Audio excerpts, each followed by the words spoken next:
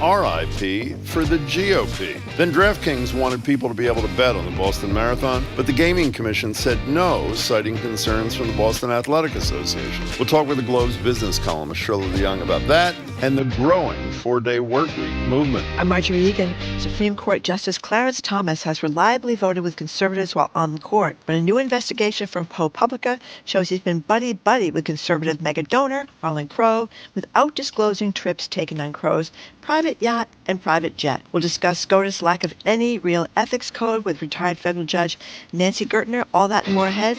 Boston Public Radio 89.7 GBH. Live from NPR News in Washington, I'm Corva Coleman. The Labor Department says the U.S. job market was a little cooler last month. The agency says U.S. employers created 236,000 jobs in March. Although it's a strong report, that is fewer new jobs than were reported in February. Rising interest rates appear to be affecting the labor market. The unemployment rate also ticked down to 3.5%. The Tennessee State House has ousted 2 black Democratic members who had been pushing for gun reform legislation. This follows last month's deadly school shooting in Nashville. The expulsions of Justin Jones and Justin Pearson deprived tens of thousands of Tennessee residents representation in the State House. From member station WPLN, Alexis Marshall reports on the reaction of one Tennessee resident. Danielle Doris is a school administrator in Nashville.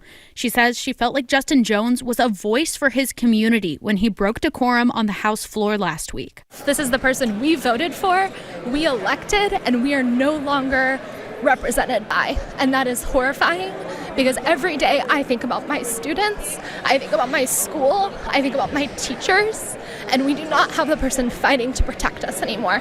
Several Nashville Metro Council members have already proposed appointing Jones to fill the vacancy. The council is holding a special meeting Monday to determine how to move forward.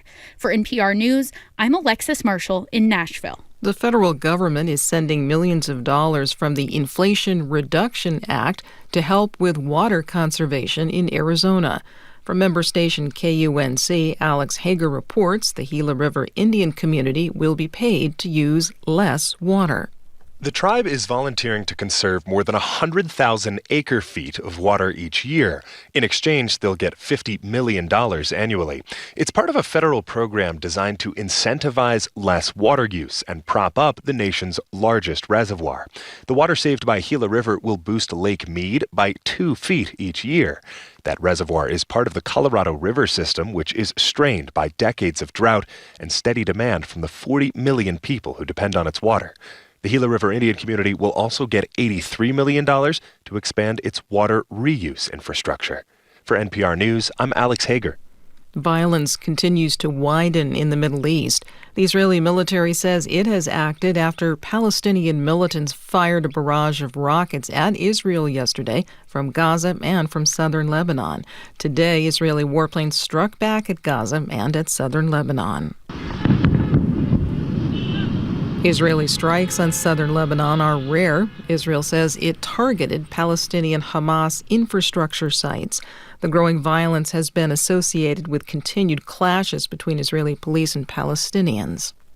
This is NPR. Good morning. With the latest from the GBH Newsroom, I'm Henry Santoro. Massachusetts Governor Maura Healey is pushing for free community college, but some are questioning if there's enough money in the budget to make that happen. Healey's plan has $20 million earmarked to make classes free for state residents over the age of 25. However, some lawmakers are questioning if that's adequate. Last week, Speaker of the House Ron Mariano said the House may raise that price tag in its version of the budget. The state Senate could also pursue a plan to make community college free for all, regardless of age. Efforts are continuing to detangle a North Atlantic right whale from heavy rope that runs through its mouth and is also wrapped around its body. GBH's Mary Blake reports the whale was first spotted entangled in the rope in February south of the Cape and Islands. The Center for Coastal Studies had some success last week when the team spotted the young female and was able to remove more than 200 feet of the rope. They also attached a satellite tracking device to the whale. Rescuers have been hampered by bad sea conditions, but on Tuesday, they were able to approach the whale again off Wellfleet. And after several hours of trying, they removed another under 100 feet of line before she swam away. But the center says the tracking device also broke free, and they'll now need to rely on aerial spotting to find her. She remains tightly wrapped. Mary Blake, GBH News, 89.7. In sports, the Celtics host the Raptors on the parquet tonight at the TD Garden. Mostly sunny mid-50s today, clear low 30s overnight. Sun, clouds, and 50 tomorrow, sunny and low 50s for Easter Sunday. Support for NPR comes from NPR stations. Other contributors include Zoom. Zoom One is designed for AI-powered collaboration across phone, video, messaging, whiteboards, and work apps, keeping global teams connected. One platform to connect. Zoom One. I'm Henry Santoro, GBH News, 89.7.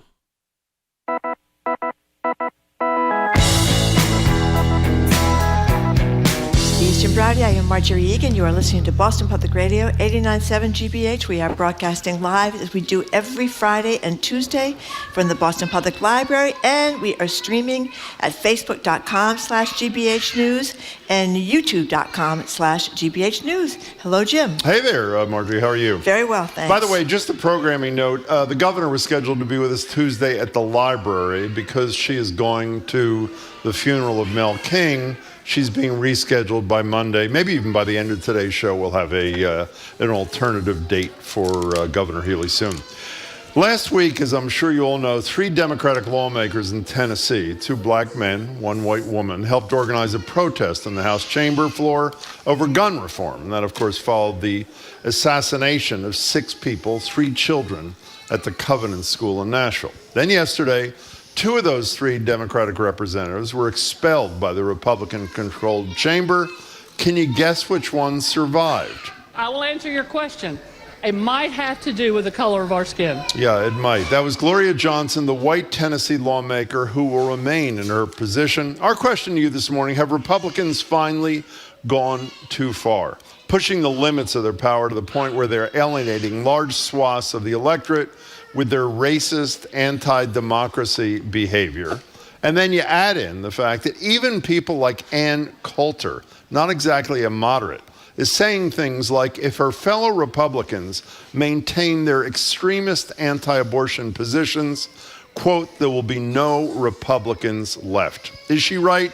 Is the GOP finally gone too far with their anti-majoritarian positions on at least 2 things, if not more? The number is 877-301-8970. You know what I liked about Tennessee yesterday? As shocking as the whole exercise was, it was incredible to watch on TV. I love the fact that they showed exactly who they were by expelling the 2 black members, young men, 2 of the youngest representatives in the House, and allowing the white woman to survive. And good for her for calling it exactly what it was, as she said, it kind of a function of the color of her skin. Well, it kind of backfired because you saw, yesterday you never heard of Justin Jones or Justin Pearson. True. That's and true. they have now become national stars because they were both in their 20s, young men, very talented and impressive politicians.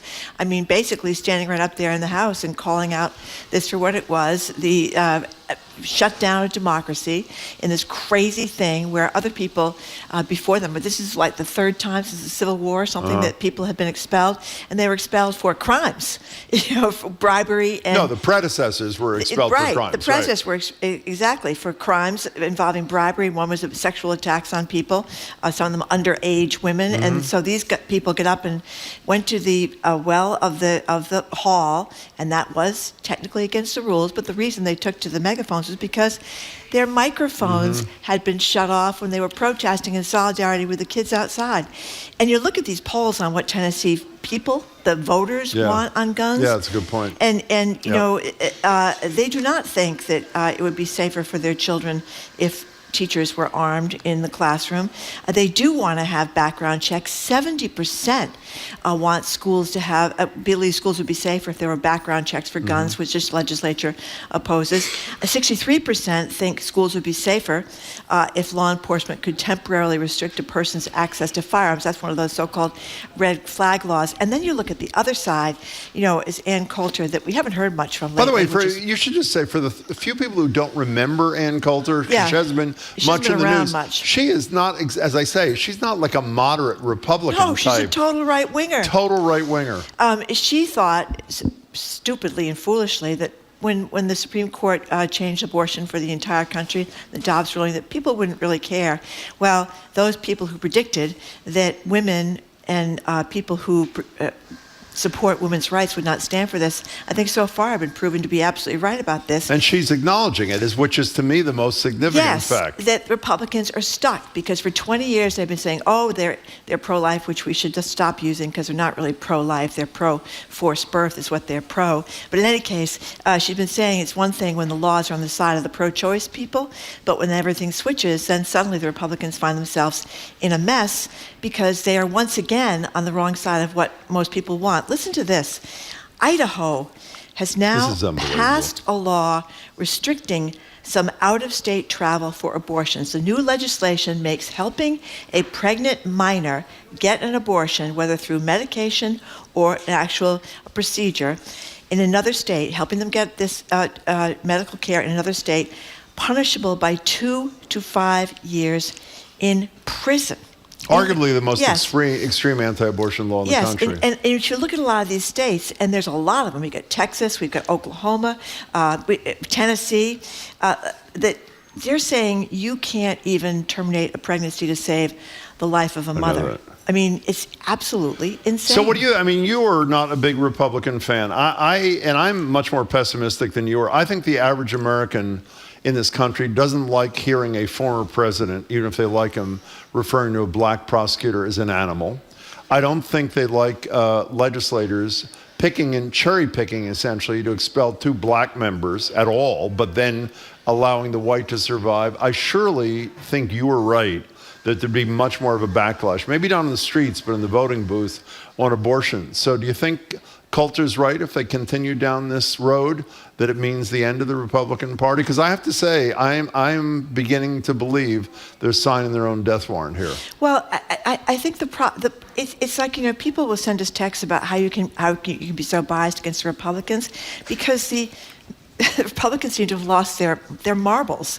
I mean, the days of the Bush Republicans, or in Massachusetts, we've had a long string of Republican governors, Charlie Baker, Mitt Romney, Paul Cellucci, Bill Weld, that were small government Republicans, stay out of people's lives Republicans, get out of my life Socially liberal, fiscally conservative. Have become people that want legislators like these people in Tennessee to tell mothers and fathers what kind of medical care they can get for their children.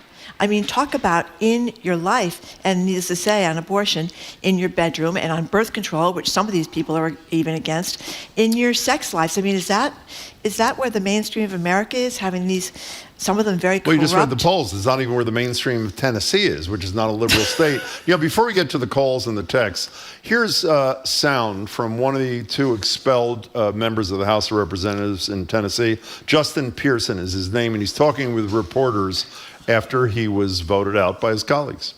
We broke a House rule because we're fighting for kids who are dying from gun violence and people in our communities who want to see an end to the proliferation of weaponry in our communities, and that leads to our expulsion. This is not democracy. This is not what it is supposed to look like, and everybody needs to be very afraid and very worried that there are people in positions of power who are using and wielding that power to expel people who are duly elected to their seats. 877-301-8970 is the number there. Let's go to Don in Arlington. Don, thank you very much for calling. Welcome, Don. Hey, how are you? So I'm an ex-Republican, identify as libertarian now. The Republican Party is absolutely blowing a tremendous opportunity by being more insane than the left. On the left, all you have to do is watch Bill Maher, and you'll understand how people like me see the new left. But the Republicans are going insane. When Roe v. Wade was repealed, I thought to myself, well, there'll be a couple extremist states that pass something. But no, it's spreading like wildfire. And unlike, I think if you talk to most people would feel that on the topic of abortion, that 7 months is too late and 6 weeks is too early. So you've got people on the left saying, I just got to interrupt you there for 1 second, Don, because nobody's getting abortions at 7 months unless there is an absolute crisis. I mean, that's just there are thousands. There are thousands that happen. It's something like 1% or less. That's not true. No, that's not true. That's not true. Okay, I mean, that's a talking go ahead point with of the your right. basic So I point. just You're want wrong about to. that. Nobody's getting abortions Well, at 7 months and 8 months and 9 months. If it's that few, then why would you be opposed to it? Let's talk philosophically, and it may have no practical impact, but philosophically you have liberals saying that an abortion at 6 months is okay, and you have conservatives saying that an abortion at 6 weeks is not okay. Most of us are somewhere in the middle. That's a good point. Most people What is the are specific somewhere in the thing, middle. Don, that caused you? Was there an epiphany moment in terms of leaving the Republican Party? Was there one thing or a whole bunch of them? It was the rise of the neocons in the Bush administration that pushed us into Iraq. We had no reason to invade Iraq. Don, thank you for your Don, call. it's a great question, though. What has happened to the libertarians? They seem to have, those are stay out of people's lives people, and they were mostly Republicans, but now they couldn't be more in their lives. The reason I interrupted, Don, though, is you hear the people that are anti-abortion say all the time, well, the left wants to allow abortions up to the day before birth. You just say, I want to have an abortion now.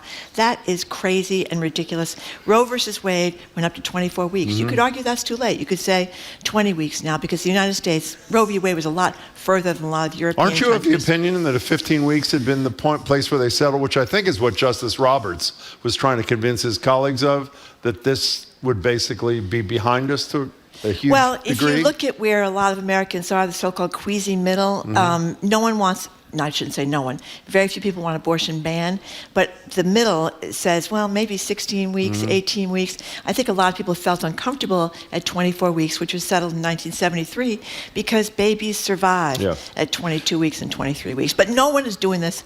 That's a bogus line. When you hear people say it's up till birth, that's just ridiculous. Rick in from Cambridge. Hey Thank there. you for calling. Hi. So the Republicans went way, way, way over the line a long, long time ago. They are anti-democratic. They are anti-rule of law. They are anti what is in the best interest and the health of the nation.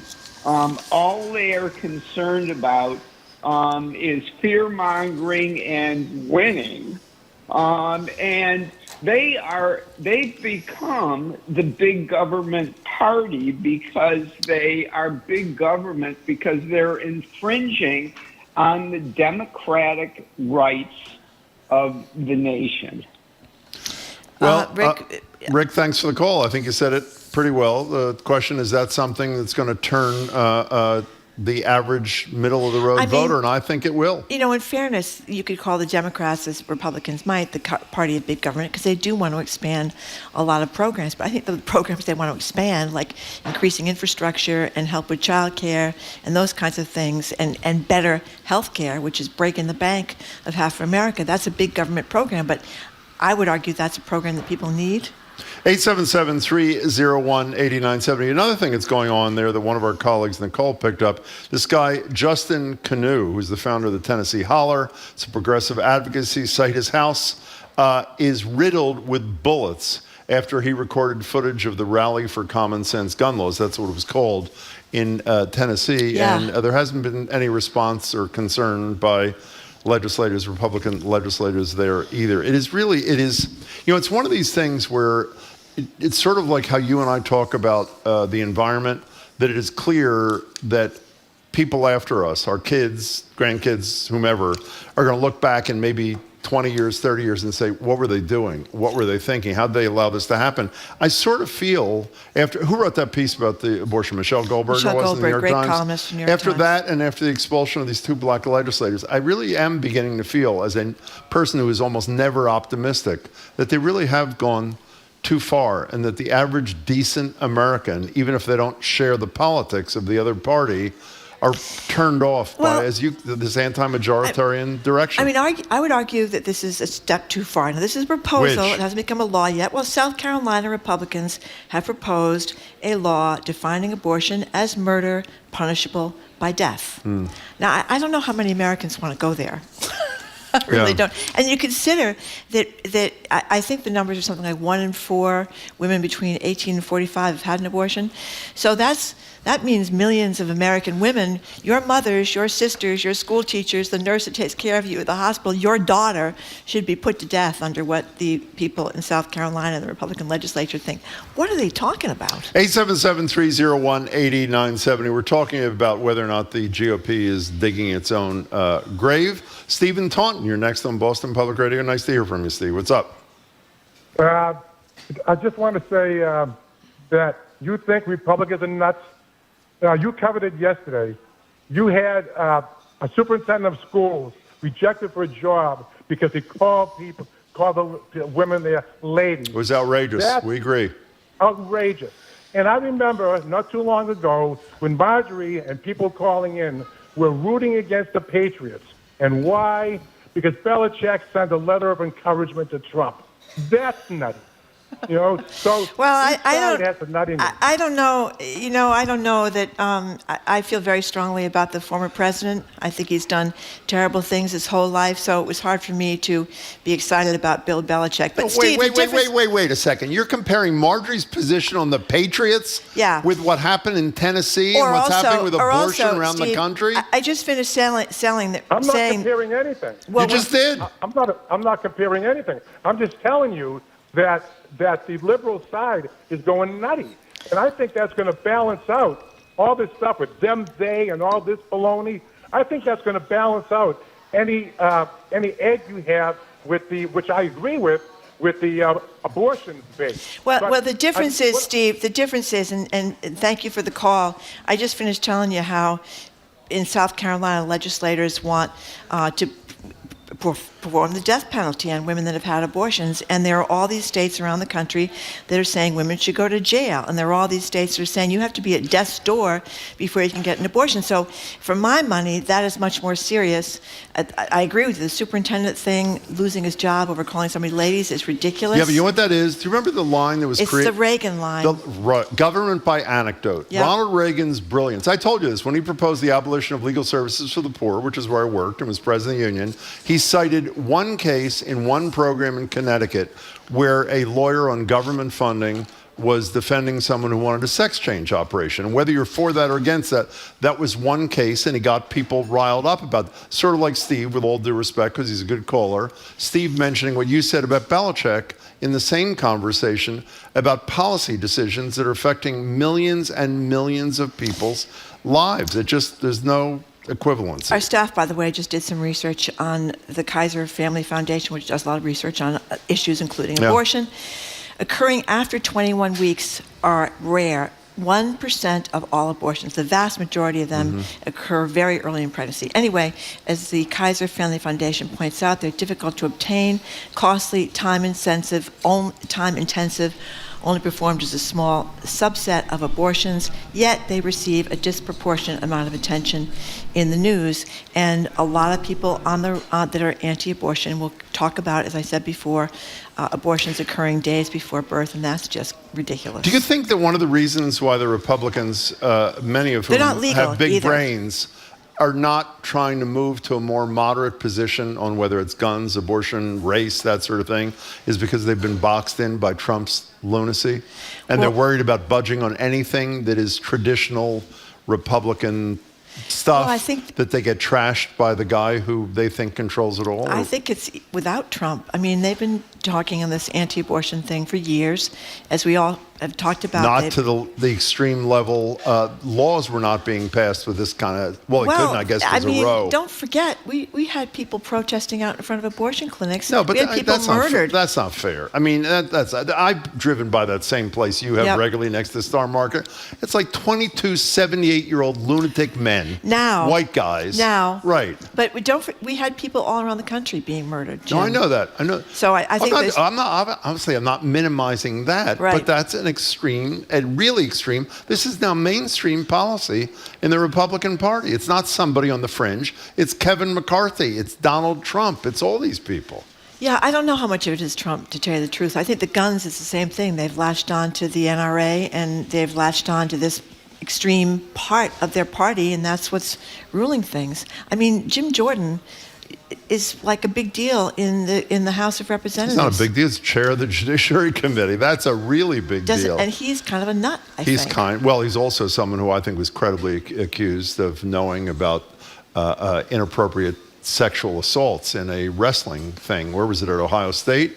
And got away by the skin of his teeth. We got to take a break. Okay, we got to take a break. We're asking the basic question: if the GOP has gone too far with guns, with abortion, with the gerrymandering that's resulting in a lot of these legislators doing a lot of crazy things. And we're talking about this, of course, because of the basic showdown in the House of Representatives last night in Tennessee. 877-301-8997 is the number to call us at. You're listening to Boston Public Radio. We're broadcasting live at the Boston Public Library and streaming at facebook.com/GBH News and youtube.com/GBH News.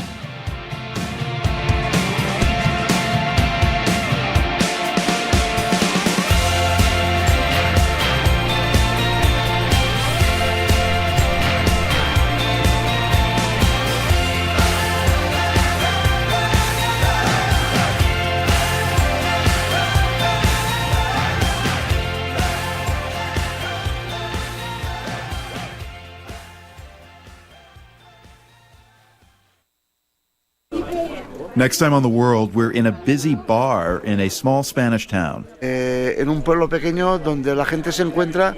This resident says there's just a store and a church here and this bar. He says without them, his town would die. Says some politicians are behind a bill to preserve these little establishments. Government subsidies for bars in rural Spain. It's on The World. This afternoon at 3, here on GBH News 89.7. Support for our programs comes from you and South County, Rhode Island, featuring 100 miles of coastline and 20 public beaches. South County visitors can find many ways to enjoy the water in the Ocean State. Learn more at southcountyri.com. And A Blade of Grass, located in Sudbury, offering a wide range of landscape services to the Boston Metro West area, including landscape architecture, construction, and estate care. You can view their portfolio at abladeofgrass.com.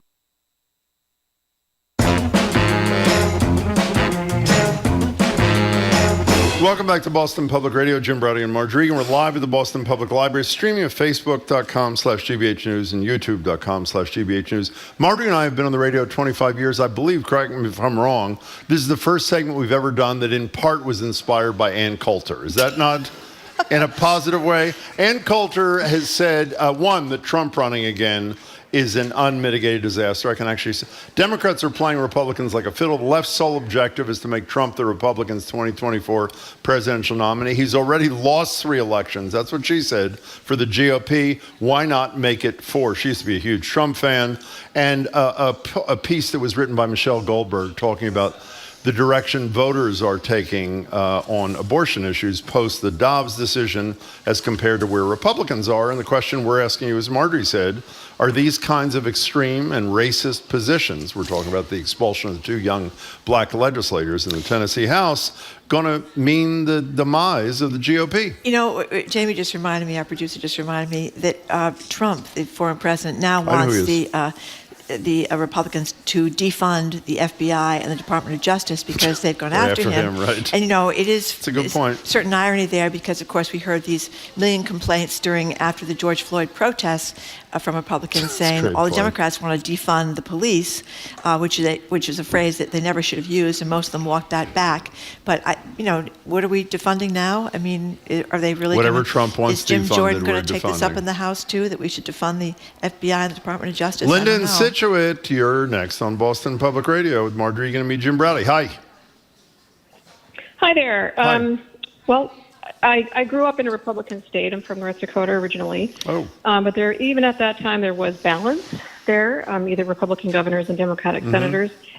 And things went completely unhinged for a while there. But even now, I'm seeing Republican women who were extreme Trump supporters from there that are very upset over what happened over the summer with Roe versus Wade. Really?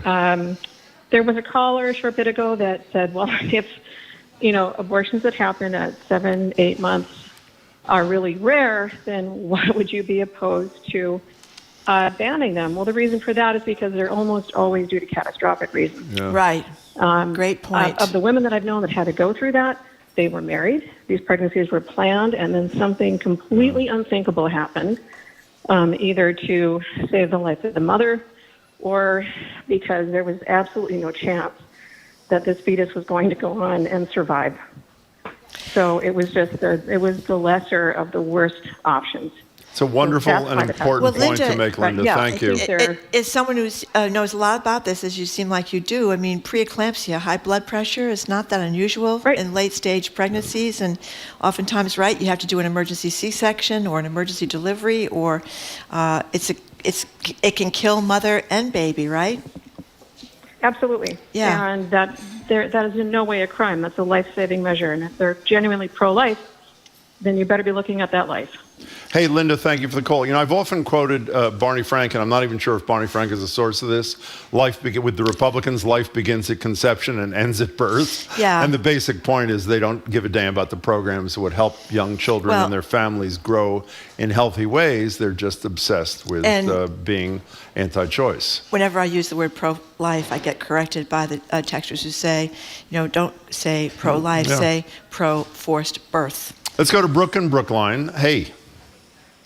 Hey, John and Marjorie. I appreciate the question, and really listening to this morning, all I think about is that the Republican Party has become a party of paternalism, that with every pushback from the majority, with every voice saying that this is not okay, they buckle down even harder and make it even worse for those that are trying to survive every day. And I think just looking at South Carolina and saying, you as a woman could die in pregnancy, and if your only option is abortion, we're then going to murder you for doing that. This is a Republican Party that's looking to murder people that fight against them.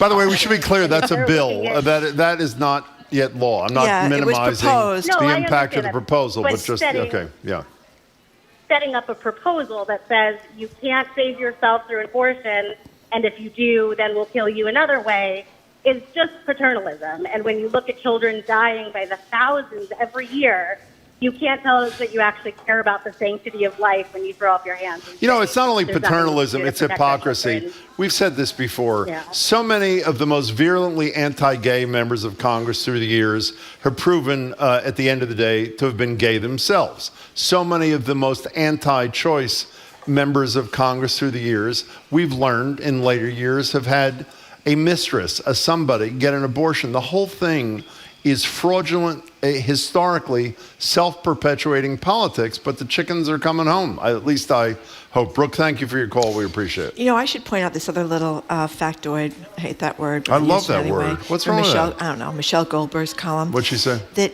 I had forgotten this. In the last Congress, 170 House Republicans co-sponsored the Life at Conception Act, conferring full personhood on fertilized eggs. 167 Republicans. Now, they didn't get anywhere with it, thank goodness, but that's what they thought would be a good idea. Well, not only a good idea, by the way, if you remember what Judge Gertner, who's with us at noon, told us about that when there was the thought the Republicans would also control the Senate, and we didn't know who the president was going to be, that if Republicans in Congress passed that bill and it was signed by a Republican president, it would override the constitutional protections for a right to abortion, even in states like Massachusetts. So the immensity and the immense reach of that, should it have become law, was just colossal. Where do you want to go? Ken in the car. Thank you for calling. Hey, Ken in the car.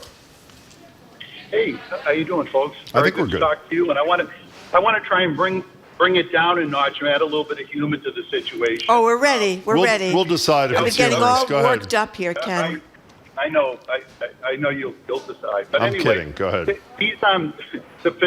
These positions that the Republicans have staked out, they've managed to use them to really light up the single issue crazies that are out there that only vote on one issue. Mm-hmm. Whether it's potentially, murdering a woman who's had an abortion, or whether it's not being able to talk about LGBTQ in any way, shape, or form, or if it's not allowing the background checks to have automatic weapons, make sure that they're out of the hands again of crazy. Everybody that's not crazy agrees those are crazy. Well, go back to the first one, though. Whoa, for a second, Ken. Who exactly is the constituency for giving the death penalty to a woman who has an abortion? I mean, who is that exactly? So legislators in South Carolina. No, go ahead, Ken. Well, but also some of those people you see outside the clinic in Brookline. You're probably right about that. They're so incredibly motivated, and I'm not going to call them bad people, but they're single-issue people. And the Democrats don't have good, strong, single-issue grassroots organizations that help move the needle the way the Republicans have done it locally, moving the needle. Yeah. I disagree. I would say the organizations exist. I would say the voters don't exist on the Democratic side like that. No, the voters do exist. You just got to light them up. And the way you light them up, don't vote for crazies. Got it. Ken, thanks for I calling. think you've got a good point about the pro-choice side, because I was among those people that thought it would never come to this. That the Supreme Court would never do this. Obviously, I was very wrong. But you are seeing happen what some people did think was to happen, that women would fight back, and men, but women would fight back, and they were not going to go back to the dark ages of back alley abortions, and that's what you're seeing happen. So we have to leave the subject for now, but let me just one question for you. Down. We're going to discuss the following with Judge Gertner a little bit later. Do you think that Justice Thomas decided his position on abortion when he was on that $500,000 trip on a private yacht and a private plane paid for by a billionaire Republican and not reporting it to the public in disclosure CNN forms? is reporting on my phone here. I just saw this. What's that? He thinks there's no need to disclose. I don't think so either. Any information about his $500 million here, $500 million there. I'm sorry, $500,000 here, $500,000 there. Okay. Can I ask you something right now? Because I want to work myself into a frenzy before Gertner gets here. Yeah. Is he arguably the most corrupt justice of our lifetime? If there's somebody else, I don't know who it is. We'll ask Judge Gertner what she thinks. It does seem the $500 million trips plus his apparently wife. A week in the Adirondacks, a week in that weird place out in California where they dance around in tutus. The Republicans dance in tutus, yeah. Did I ever tell you I was invited, and on my honor, I cannot tell you by who. It's what's that called, by the way? The Bohemian Grove. Bohemian Grove. I was invited by somebody you know. Really? Who is a moderate Republican to go dance in a tutu with his fellow Republicans in Northern California. We'd love to get a picture of that, the only reason Jim. I didn't go is I couldn't find a tutu that fit. But I'm bummed. Thank you very much. Okay. But if anybody is a tailor out there, you know my address. I think you'd look very cute. I think I would preferably too. a pink tutu, Jim. Thank you. Okay, I'm going to calm down now. We're going to talk to Boston Business Globe columnist Shirley Young. She's here next. You're listening to Boston Public Radio 89.7 GBH.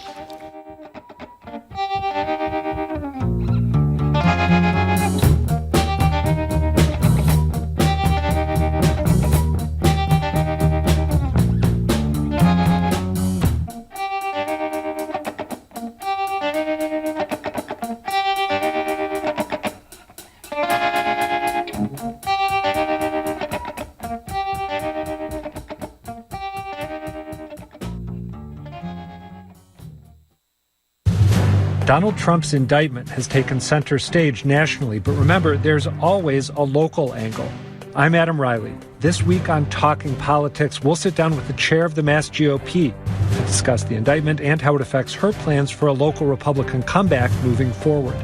Plus, what's behind the growing push to ban certain books at school libraries across the South Coast? Join me for Talking Politics tonight at 7 on GBH2 and online at gbhnews.org. Support for GBH comes from you. And Feast and Fettle, a meal delivery service committed to providing fresh, home-cooked meals to Greater Boston. All orders are locally prepared and hand-delivered. Plan options at feastandfettle.com/radio. And Mass Cultural Council, committed to supporting the vibrant, creative, and cultural sector of Massachusetts. You can learn more at massculturalcouncil.org. That's massculturalcouncil.org.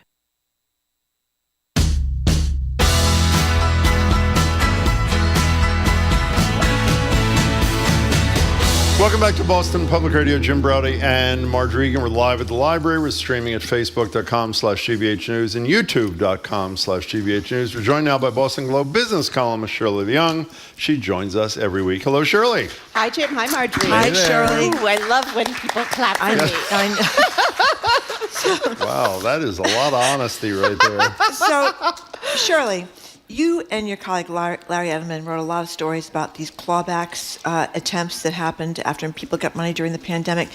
Explain what they are And what is the latest on the clawback attempts? So during the pandemic, all these people, it was, I guess it was 3 years ago in March, right, 2020, a lot of people were suddenly out of jobs. Hotels closed, restaurants closed, and so millions of people were out of work. And so there was an unprecedented amount of unemployment benefits that went out the door. And there were new programs that the Fed set up.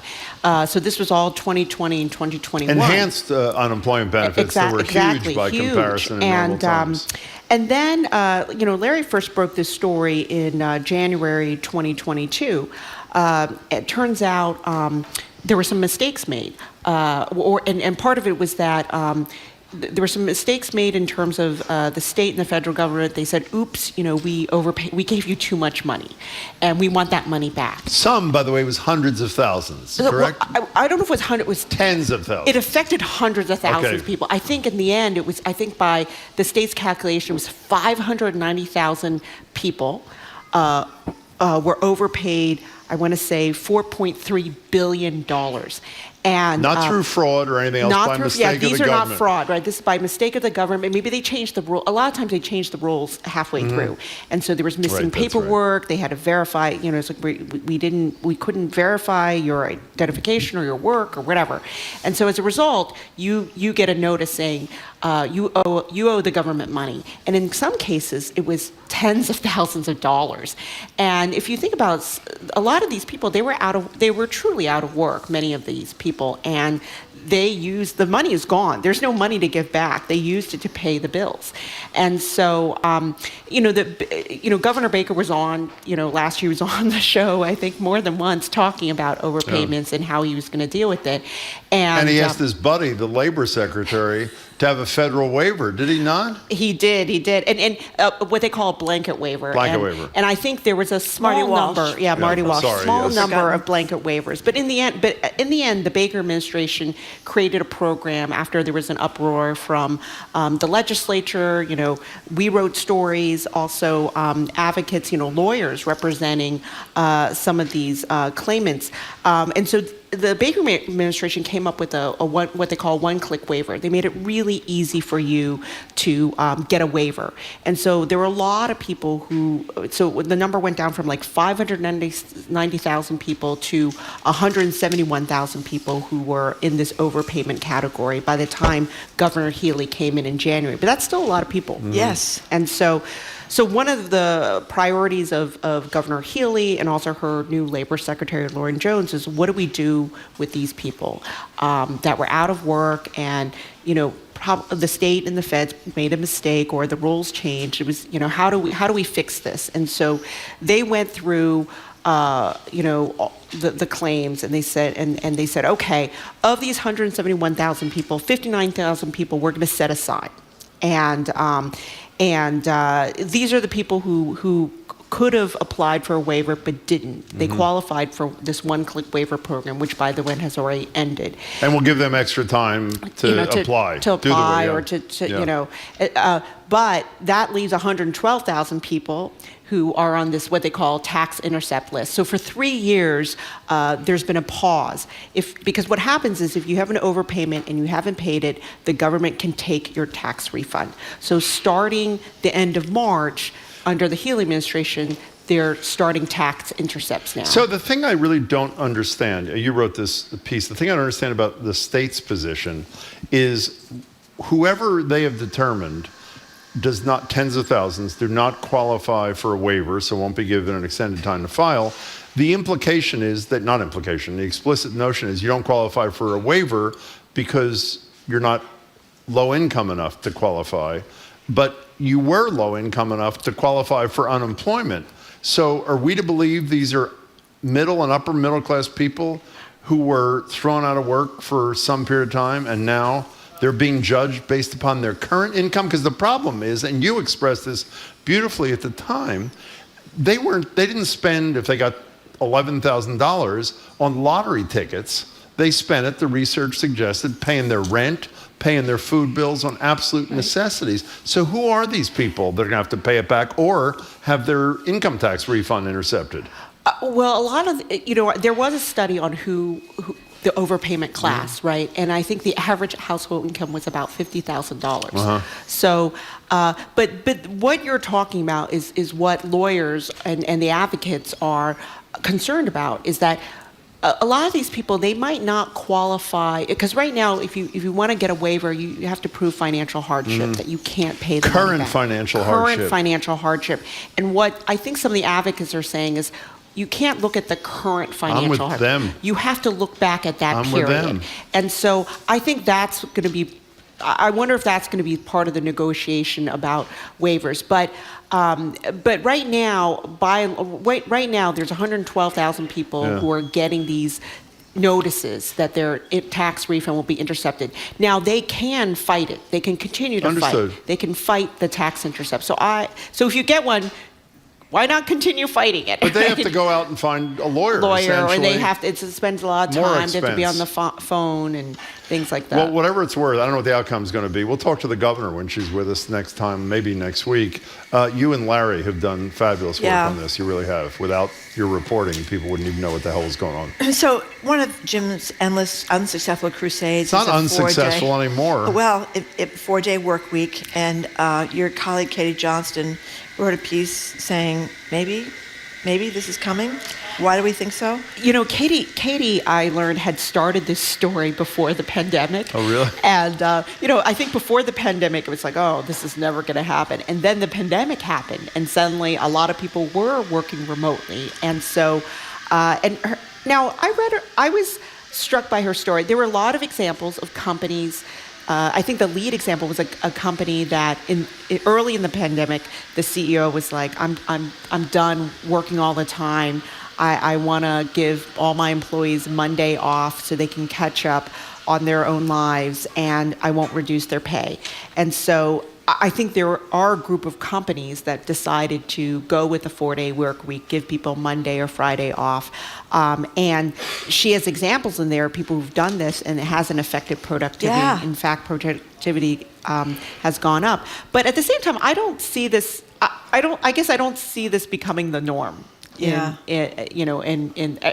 Tomorrow. I think there'll be one-offs. There'll be maybe groups or certain departments that will be allowed to work 4 days. Can I tell you why I don't agree with you? Yes. And it's not just because the 4-day work week to me the 5-day work week is like 100 years ago when organized labor caused that to happen in America. It is time, and almost all the research, not just what Katie wrote about, but I've done a little myself through the years, do show the productivity at worst stays the same in a 32-hour work week for the same amount of pay as in a 40-hour work week.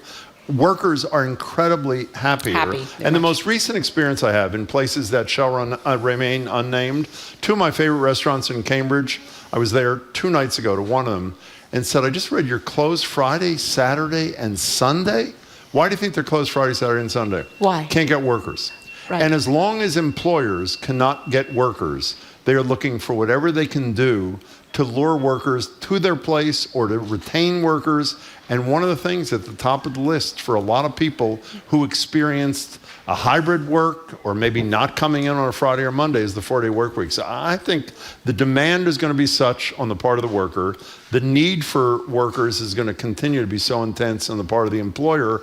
I really think this is... When? In the offing. Well, no, If a restaurant, I don't. No, I wasn't suggesting a 4-day work. I'm just saying as yet another immediate example of they can't hire people. But you don't think Isn't every employer complaining you, Miss Business Reporter, they can't keep workers and can't retain workers? Right. No, that's true. But I guess what I'm saying is I see more and more companies doing 4-day work weeks, but it's hard for me to see it become the norm anytime soon. Well, you know what I predict based on nothing is that a lot of, which is most of my predictions, by the way, I should That's say. why I called his latest Thank you. unsuccessful. Well, how about all the progressive things that were done in that legislature, which we often trash, because people collected signatures on a ballot question. Then there was the grand bargain, or whatever the hell it was called, on raising the minimum wage and all these things. And the millionaire's tax passed.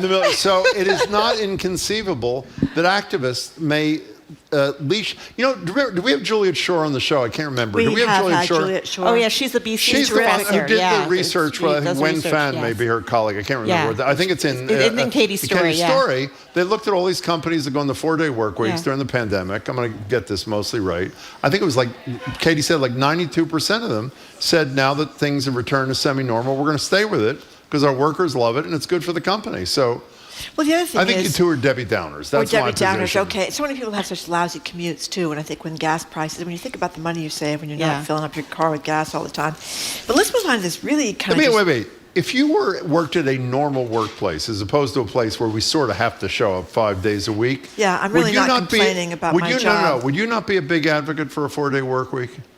I would love a 4-day work week. I think everybody would love a 4-day. You have all the. What did you say when we were talking about summer vacations with Jamie a couple of weeks ago?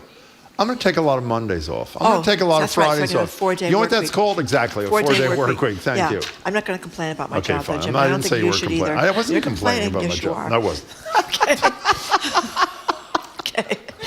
Okay. Well, this is something to complain about. I mean, what about this lead paint testing for This kids is disgusting. and this Magellan Diagnostics? Right. And apparently people were warned about their test in 2017? Well, I think a lot of it's been taken off the market, but what's really astounding is that they seemed like they controlled the market. I mean, they were a big player. More than 50%. Well, but start at the beginning for people who didn't read it. So one of the things is that kids are often tested. Kids under one, between 1, 2, 3, 4, 5.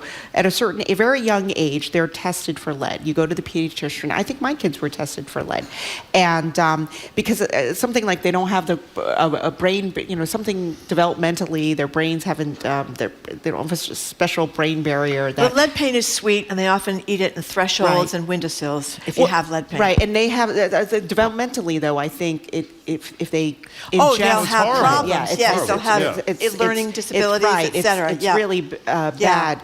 Medically for harmful to kids, to little kids in particular, and so pediatricians routinely test for lead in kids. And this company, Magellan Diagnostics in Billerica, they at one point tested like half the children in the country. Yeah. And it turns out they knew for years that there were problems. There were false negatives in boatloads, and they knew it. They hid it. And I don't know why they thought they could get away with it. And so you started to see across the country, doctors said, you know what, I think there's something wrong with your test. I think they're giving us, faulty readings. And the government did, the FDA did pull the machines off the market, but it seemed like there were still a lot of kids who were tested. There's not enough jail time, in my opinion, for these three executives. Horrible. It's Rachel Rollins who's brought this, right, the U.S. Attorney's Office. And another thing, this is almost my daily complaint, but this is one where I know Marjorie's with me, so I feel good. Let me read from the Globe story by 4 of your colleagues yesterday. The state agency which runs the state's childhood lead poisoning prevention program, what do you think is the rest of that sentence? Declined to answer questions. But provided I mean, really? I know. Tens of thousands of kids in the state may have gotten false negatives in their lead tests because of these people at this company, and the agency in charge declines to talk to the reporter? You know what would be a good story? To compile all the government agencies that refuse to comply about this, because it's becoming a huge trend, where they just kind of say, drop dead, I'm not talking to you. And they're government employees. I think that would be, the T, of course, would lead the list because they never respond to anything. But haven't you noticed this as a reporter? Yes. They just don't care. Yeah. I'm not talking to you, that's it. Yeah. No, that's happening. It is happening quite a lot. Yeah. By the way, before parents get really freaked out, I'm not saying this is not a nightmare, and it is a nightmare. One paragraph from yesterday's story. On Thursday, pediatrician Mary Beth Mioto, I hope I pronounced it right, recounted how Massachusetts officials conducted 2 rounds of aggressive outreach beginning in 2017 to notify physicians since the problem with Magellan's devices first surfaced. That may mean that any children who receive false negative results have already been retested. It doesn't in any way minimize, to me, the alleged crimes that these people are responsible for. But if your kid was tested by Magellan Diagnostics, I would suggest you contact your pediatrician. Okay, I want to get to this story because this is a great story. And David Leonard, who invited us to come to the Boston Public Library because he's the president of the Boston Public Library, has been behind this idea of having housing in libraries. Right. Tell us about this. Right. So I actually had talked to David about this. I thought this is, and I was saying to your producer that, oh, my colleague beat me to the punch to write the story. But if you think about Boston Public Libraries are all over the city. Yep. Some of them are undergoing renovation, or they have excess, space or property. And so David Leonard started to think about, can we build housing, affordable housing on top, nearby, on the property to help with the housing crisis. And so, and now it looks like the Wu administration is also getting behind this idea. And there's a proposal right now. I forgot which branch, but they're talking about the West End neighborhood and the one down by Mass General, the West End branch there. That's one of the places that they're doing redevelopment, and I think that's one of the ones under consideration. By the way, let me read a quote from David. Good for him, David Leonard. An essential function of, this is in the Globe, modern libraries to be a gathering space for residents in the neighborhoods we're in. By building housing and libraries together, we're dramatically improving the overall benefit that we're having on the community. I mean, good for him, good for the BPL, good for Wu. It's great. So they could have the library on the ground floor and then the housing above it. Right. I mean, it wouldn't work in this place, obviously, but it could work in those some of the other places. And my gosh, there's a couple of libraries I've been to that you could probably do that. But did you read that they proposed? They wanted to do this in 2 other locations and they were turned down by neighborhood activists. Well, that's a real shock, isn't it? I mean. So it's not just at South Shore Mall where they don't want to build more housing. It's also in some of the libraries in the neighborhoods. And we should get David in here and talk to him. Congestion, is that the problem? Congestion. Jamie, when is Mayor Wu with us? By the way, Thursday of next week. Thursday? We're at the library on Thursday. Oh, we're in the library on Thursday next week with Mayor Wu, and we'll broach this. Okay. This is great. We are right here at the marathon finish line, and what are they doing? They're setting up all the metal barriers. A week or so. Well, I'm saying that, Jim, because I'm introducing the story about betting. You have a minute left. Well, we're going to be really quick. State Gambling Commission says no betting on the Boston Marathon. What is that about? Oh.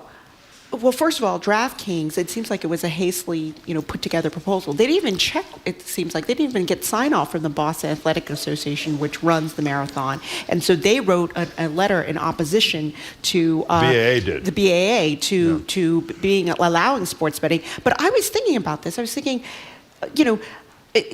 how do you secure 26 miles, right? Because if someone makes a bet, couldn't something bad happen? Couldn't you trip him? Yeah, you could trip him. Like That's right. Someone from the crowd could run. I mean, maybe not down here in Copley. You could also go to the Garden and run out and tackle Jason Tatum too. But that's a little harder to do. It is harder. That is harder to do. But think about he's a big guy. Right. Okay. Maybe you can't do it in Copley Square, but you could probably do it out in the outer. Can I ask a quick question? Right? You could. Right? To rig the results. So the quick question. I don't mean to be disrespectful because I greatly admire the BAA. Why do they need to sign off? There's a gaming commission. If the gaming commission feels it's fair, equitable, isn't likely for corruption, isn't that where the? Well, it should be enough, but they should have consulted with them. Right, they should have consulted, but the gaming commission said it was because of the opposition of the BAA. I know that. That they decided to. By the way, other states are Shirley allowing the betting, so you can go to Oregon. Thank you very much, Shirley Young is Hey, Shirley, nice to see you. for the Boston Globe's business section. Business. Oh, people are columnist. clapping again. Yes, they are. Okay. They meant it more the first time, though. That's the problem. You got private jets, private yachts, island hopping. This is $500 million vacations. unbelievable. Guess who's taking them? Clarence Thomas. He's not paying for them himself. We'll find all about it from retired federal judge Nancy Gertner. She's next. Boston Public Radio, broadcasting live from the Boston Public Library.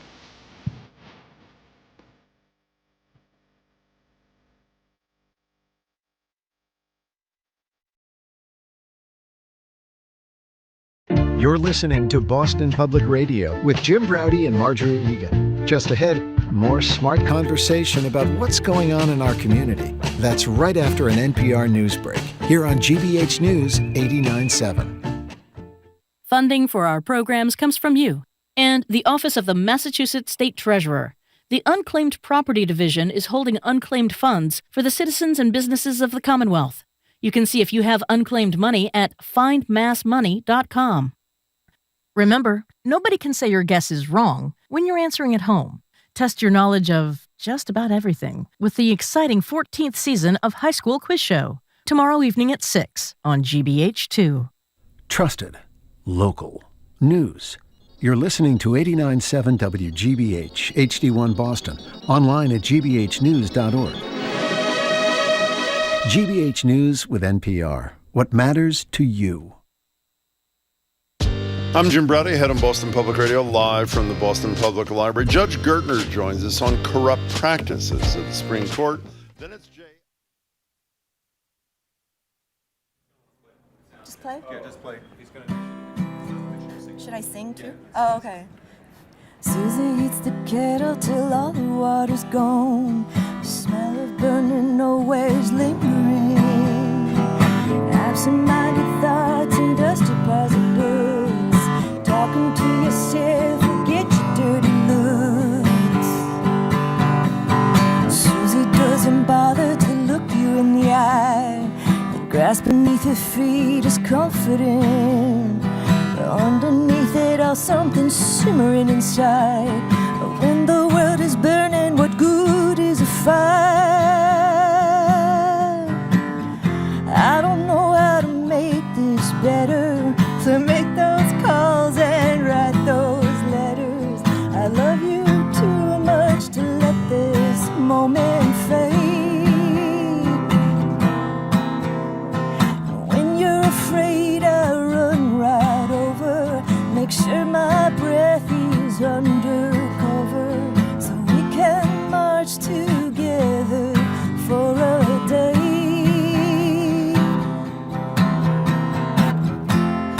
I won't let these moments fade.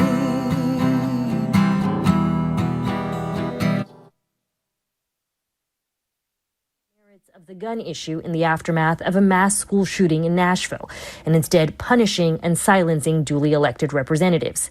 He repeated his calls for Congress to pass an assault weapons ban and reiterated his push to require background checks for all gun sales. He called on state officials to do the same. Asma Khalid, NPR News. A bipartisan group of U.S. lawmakers is visiting Taiwan. New York Republican Congressman Mike Lawler says the American delegation is reaffirming U.S. support for the self-governing island as it faces ongoing aggression from China. And I think we've accomplished a lot in terms of gathering information with respect to our allies here in the Indo-Pacific, their concerns, obviously, with the threats coming from China. The trip comes a day after House Speaker Kevin McCarthy held talks with the president of Taiwan in California, a meeting that drew anger from China. Beijing has long claimed the island as its own territory. The U.S. job market is showing signs of cooling off as employers added 236,000 jobs in March. That's according to the latest figures released by the Labor Department today. NPR's Alina Selyuk reports the unemployment rate fell to 3.5%. The labor market has been surprisingly resilient in the face of the Federal Reserve raising interest rates, trying to cool off the economy and lower inflation. But new federal data show that the pace of hiring slowed in March compared to February. Still, employers are hiring more than they did before the pandemic in 2019, and the unemployment rate remains near a 50-year low for months now. Wages, on average, rose 4.2% in March compared to a year earlier. The Fed is particularly worried about the rising price of services, which is largely driven by growing wages, as job openings have outnumbered people looking for work. Alina Selyuk, NPR News, Washington. Tesla is reducing the price of its electric vehicles in the U.S. between 2 and 6%. This is at least the third cut of its kind since January.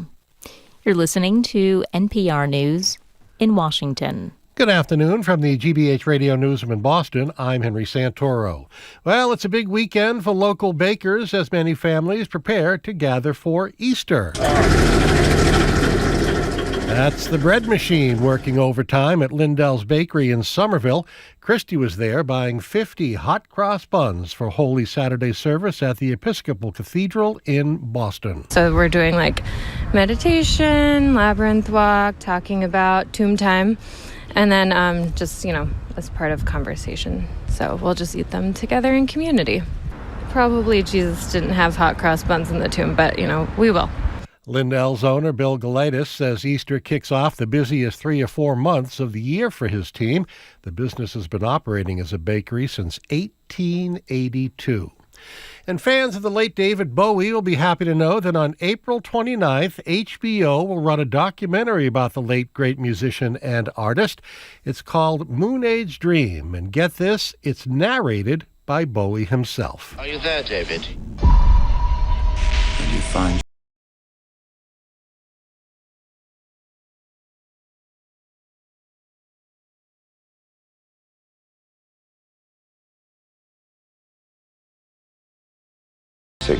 I was determined to have the greatest adventure that only one person could ever have. The documentary features Bowie telling events of his life with never-before-seen footage. Filmmaker Brett Morgan got access to Bowie's archives starting in 2018, and it is hunky-dory. Support for NPR comes from NPR stations. Other contributors include Fisher Investments. As a fiduciary, Fisher Investments is obligated to act in their client's best interest. Learn more at FisherInvestments.com. Investments in securities involve the risk of loss. I'm Henry Santoro, GBH News 89.7.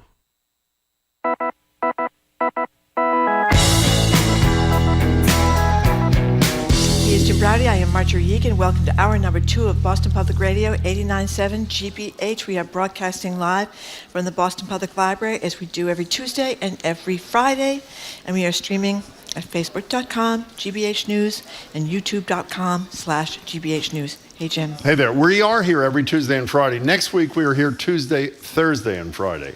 Tuesday was supposed to be the governor. It was changed because of Mel King's funeral. She will be with us probably at the end of next week. We're not sure yet. The special Thursday at the library next week will be because Mayor Wu is joining us for Ask the Mayor. So that's Tuesday, Thursday, and Friday next week. Thank God our next guest is joining us because I am ready to have a stroke. Let me tell you right now. Joining us on Zoom for another edition of On the Docket by retired federal judge Nancy Gertner. She is a senior lecturer at Harvard Law School, BPR contributor. Welcome. Good to see you, Judge Gertner. Good to be here. Hey, Judge Gertner, thank you very much for joining us. So the former president was arraigned last week. The judge is Juan Merchan. Trump has called him a Trump-hating judge and all that.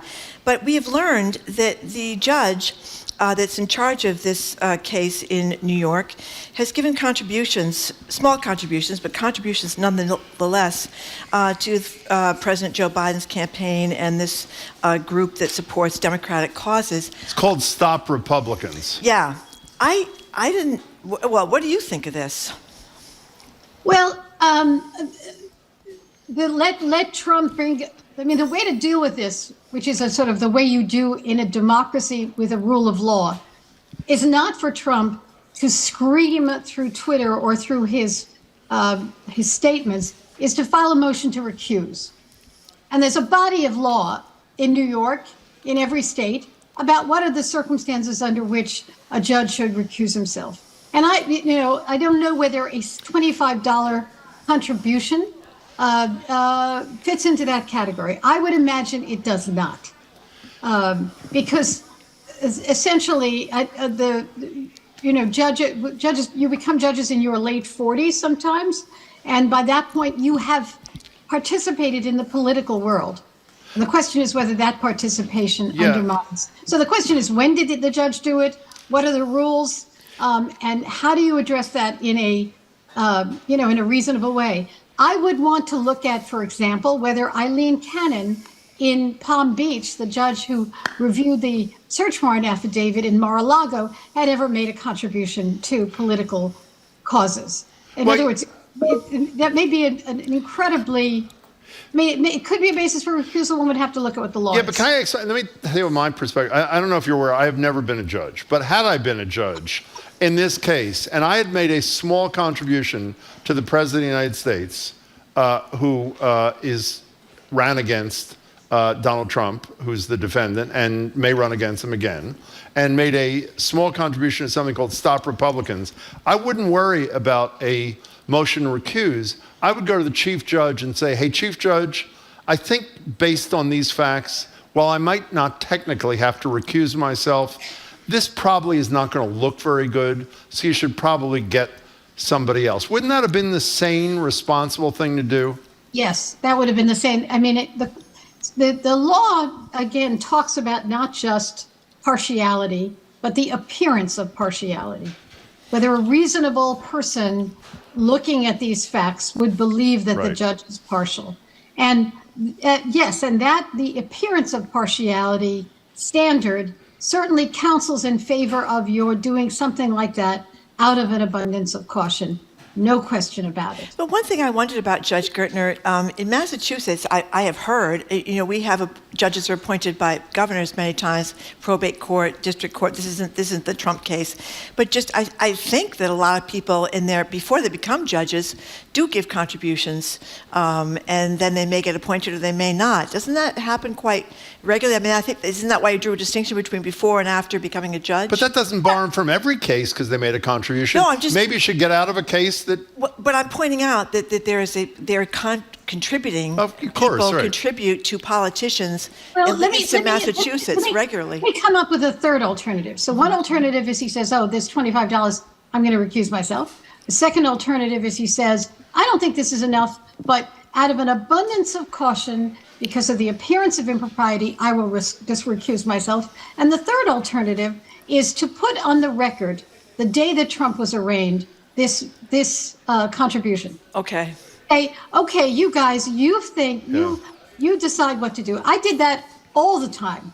If there was even a colorable issue, a possible issue. So yeah, there's no question that that's what he should have done. The only thing is that, sort of in New York, unless someone's living under a rock, I would bet that they all had made contributions to the Democratic Party. Yeah. In some fashion or another. And I would bet that there's a body of law about when that triggers a disqualification. By the way, even though you know him for elected judges, one of the strongest arguments against elected judges is they do have to make contributions. They don't have to. They do make contributions to the party that they hope is going to nominate them for a judgeship in New York. So you're probably right. Well, maybe the rule should be once you become a judge, you have to stop. I have to say, now, once you become a judge, you absolutely have to stop. But rules are in New York, but I mean, the rules on the federal side barred you from making political contributions. So you're now talking, how long has Judge Mershon been on the bench? I don't know. You're talking about, I mean, this would be this might have been contributions. How far ago were they? Well, one was to Biden, the presidential campaign. Oh, that's a very good point. So it couldn't have been that long ago. Judge Gertner, before we leave this topic, I know it's comparing apples and not apples, but if a potential juror was asked about political contributions in a voir dire in a Trump's trial, and the juror said, I gave money to Biden and to something called Stop Republicans, what would happen to that? What would a judge, forget peremptory challenges by the lawyers, what would a judge do in that circumstance if a juror had contributed to Stop Republicans? That should be an easy question, but it's actually a hard question. And the reason it's a hard question is that judges in voir dire forgive all sorts of indications to bias.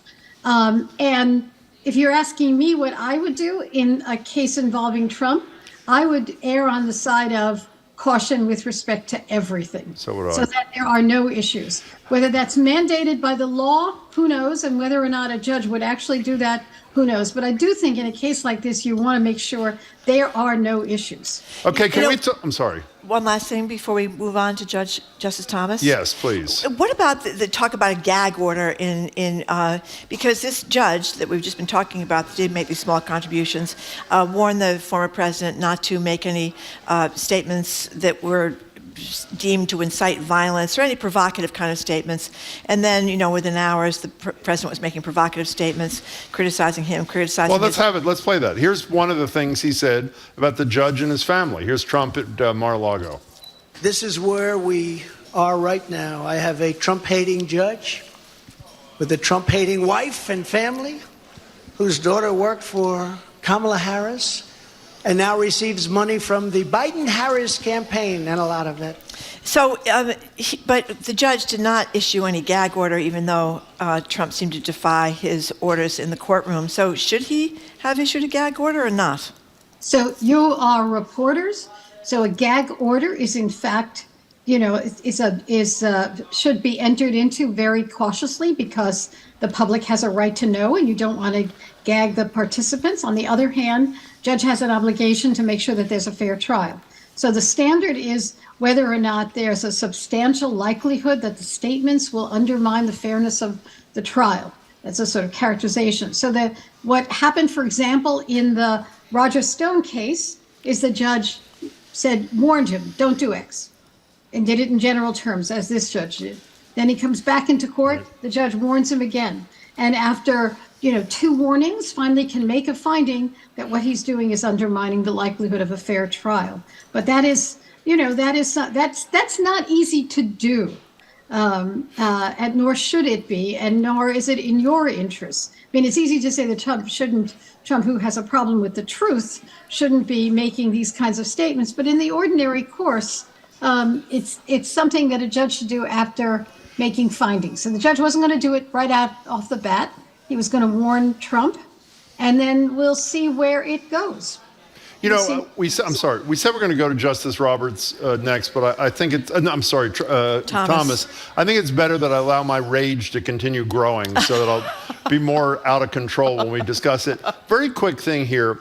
Reports are, I think it was in Vanity Fair, the Washington Post, somewhere, that Fani Willis, the DA in Fulton County in Georgia, is about to hand down indictments, maybe not just of Trump, but others. In anticipation of this, here's what Trump had to say at Mar-a-Lago the other night, where he was talking about that call he had with Brad Raffensperger, the Secretary of State, which we've all heard a million times, where he says, go find me 11,000 votes. And here is what Trump had to say about that, quote, perfectly fine call. Nobody found anything wrong with that perfect call until a book promotion tour many months later. All of a sudden they say, I remember Trump making a call. Let's look at that. This fake case was brought only to interfere with the upcoming 2024 election, and it should be dropped immediately. But he went on to say it was even more perfect than the perfect call to the president of Ukraine that got him impeached. I just have one quick question here. We were talking to Chuck Todd from Meet the Press yesterday, who's not a lawyer, unlike you. And I said, in light of the fact that the Manhattan case is the next date, unless there's a motion on the statements that Trump has made, is December. If Willis indicts Trump for what most smart lawyers say is a much stronger case, the one out of Georgia, is it likely that prosecution could jump to the front of the line ahead of Manhattan? Do you understand my question? I know that wasn't... I understand your question. Okay. So it's absolutely likely. And here's why. The Bragg case, the New York case, is fraught with all sorts of novel legal issues. So Trump's lawyers will file a motion to dismiss the charges, arguing that even if he did all the things that they said he did, it was not a New York crime. And that, my prediction, could be different, will tie up that case for months and months and months. There may be comparable legal issues in the Fani Willis case. We don't know of them yet, but the case does seem more straightforward, right? Then you're not addressing complicated legal issues. So the same thing with Jack Smith's cases. Whatever the time that they were brought, the litigation could mean that they will be tried. The first to file doesn't go first. They'll all be tied up and they'll follow whatever schedule they're going to schedule. By the way, Jack Smith is a special counsel who's working for the Attorney General, the Justice Department, on both the documents at Mar-a-Lago and potential insurrectionist kind of behavior on January 6th. Okay, Marjorie, let's do it. Well, as many people know by now, ProPublica has reported that Supreme Court Justice Clarence Thomas accepted all these luxury trips from this businessman, Harlan Crow, who's a very influential donor to Republican candidates, and he focuses apparently on law and the judiciary. Of course, Clarence Thomas is in the judiciary, and not only has he gone to these apparently $500,000 trip in Indonesia on a private jet and a private yacht, and boy, the pictures of both are pretty impressive.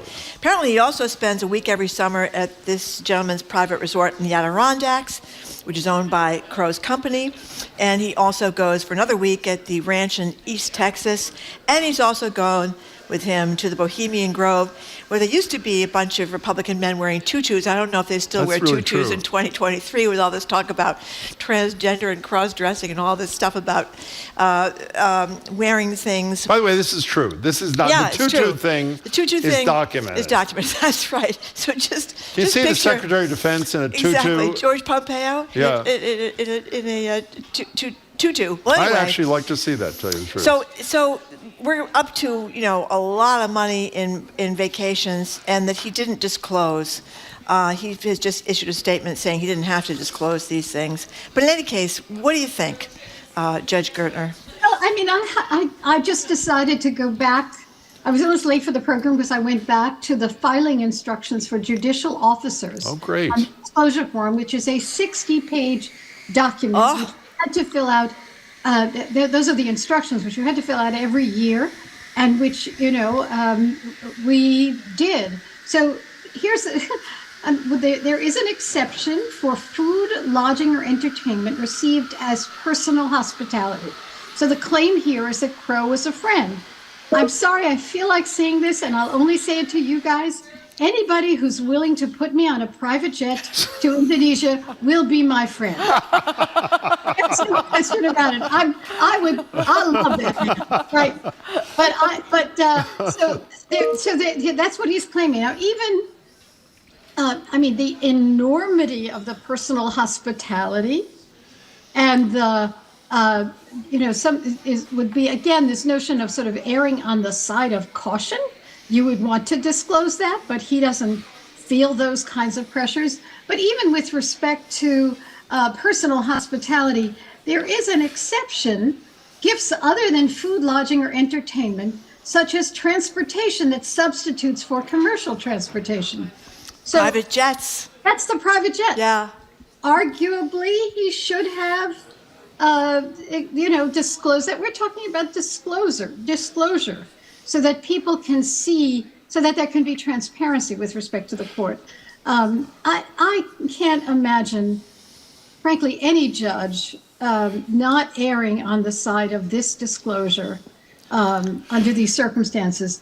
And also if any entity, any corporation extended the gift. So if any of these personal residencies were owned by a corporation. Supposedly the one in the Adirondacks is owned by his company. Yeah, either you adhere to the letter of the disclosure regulations, or you figure out a way around it. And it's this is so enraging.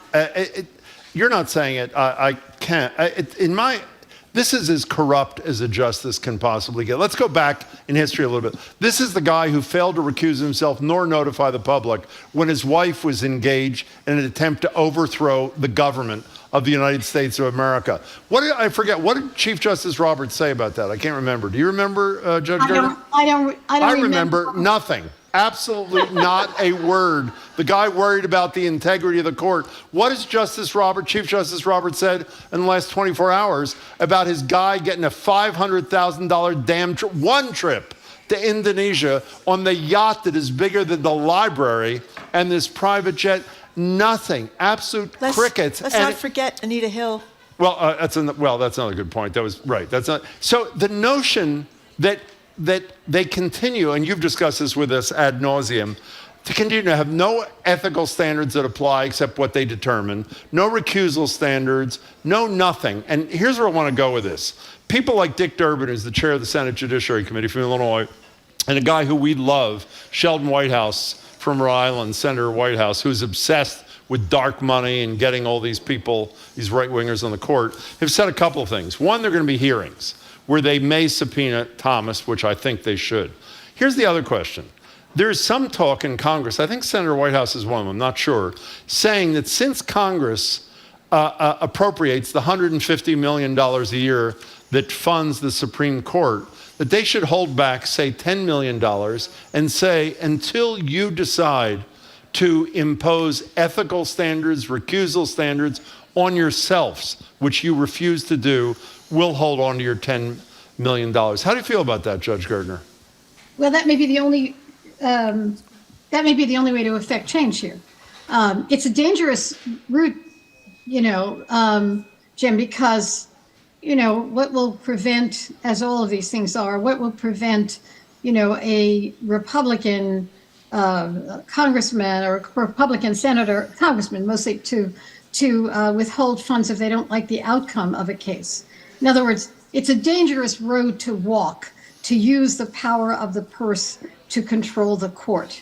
It seems to me there's a much more direct route, and the direct route is legislation. To do what? To come up with arguably they say they're bound by the code of conduct, but this would be legislation to create an enforcement mechanism. What would an enforcement mechanism look like?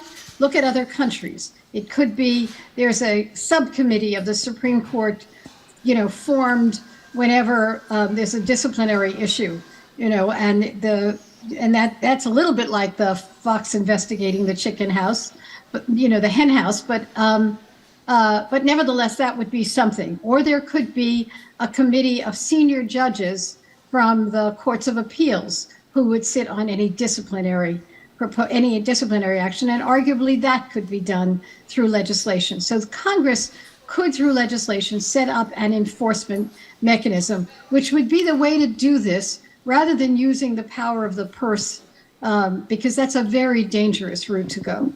But couldn't Justice Roberts, I used to read about how concerned he was about the reputation of the court and people's belief in the integrity of the court, can't he just say something?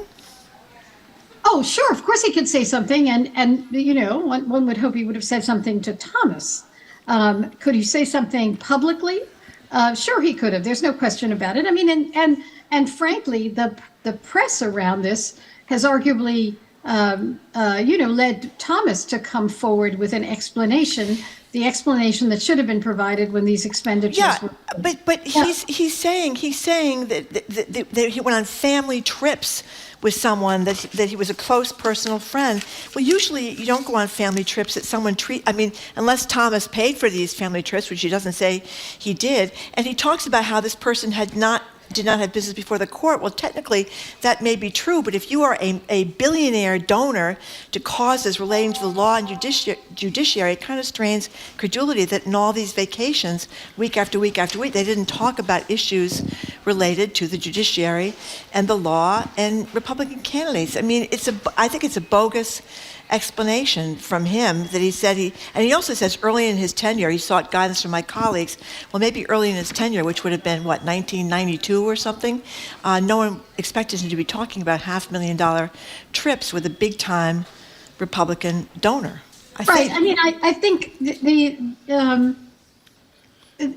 when you're talking about a course of conduct over, I don't know what the period of time is, but an extended period of time, whatever he might have said at the beginning, hey guys, I want to go to Indonesia with Crow as a one-of, is not the same thing as a regular visit to, with the yacht and the Adirondack cabin. I mean, then you were talking about in Bohemian Grove. Right. He no longer has to pay for entertainment because this guy is doing it. Yeah. Again, I go back to what we talked about with the Trump judge, Merchan, which is there's an appearance of impropriety here. And the appearance of impropriety is as significant as the actuality of impropriety. So even if there wasn't, Crow did not enter and didn't have a case before the court, there's still an appearance issue. Judge, one last thing about this, because you don't appear, we're looking at Zoom, quite as worked up as we are. So I want to, and you know a little bit more about this than we do. So if you do the same thing as a federal judge, and you do the research. You take the $500,000 trip. You take annual trips on this billionaire who's a Republican donor. A lot of litigants get money, not him directly, but litigants get money from him and that kind of thing. You do the research and you conclude that just the $500,000 trip and all the others aren't covered by the disclosure laws. Do you not disclose anyway? Because of anyway, even though you're not required to, wouldn't you? I would have. In fact, I did, Jim. I mean, we always overpaid our taxes because we want, even when I was a lawyer, because if you were doing anything controversial, you wanted to make sure that you were, above any hint of impropriety. No, we would err on the side of disclosure. But do you remember about, 10 years ago, there was a kerfuffle about judges going to conservative law schools and getting lectures about antitrust or environmental issues, which were issues that would ultimately be before the court. Yeah. And that triggered a requirement that you disclose when you get where you're getting these kinds of this kind of educational courses and what it's about, and just that kind of disclosure.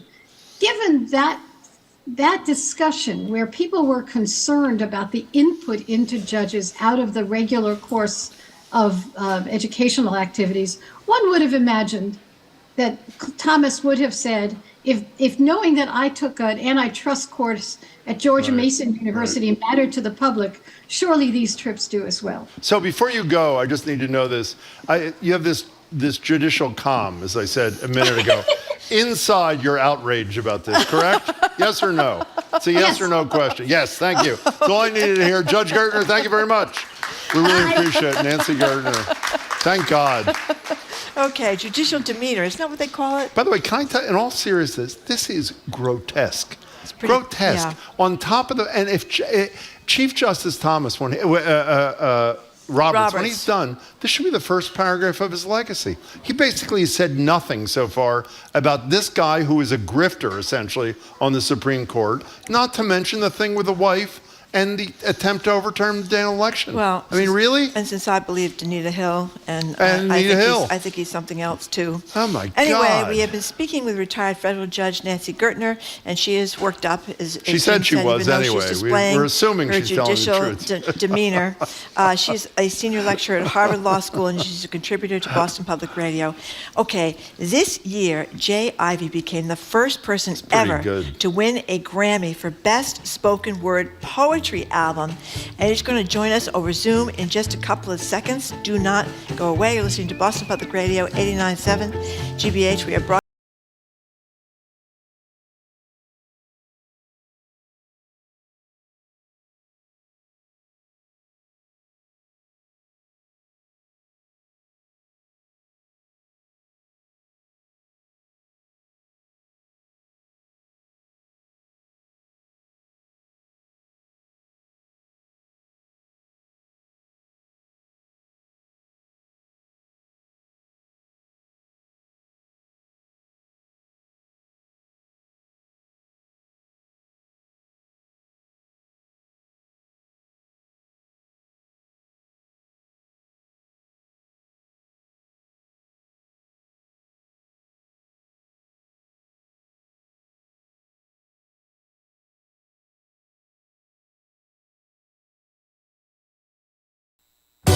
Abbott Elementary is a fictional sitcom about teachers who have the odds stacked against them.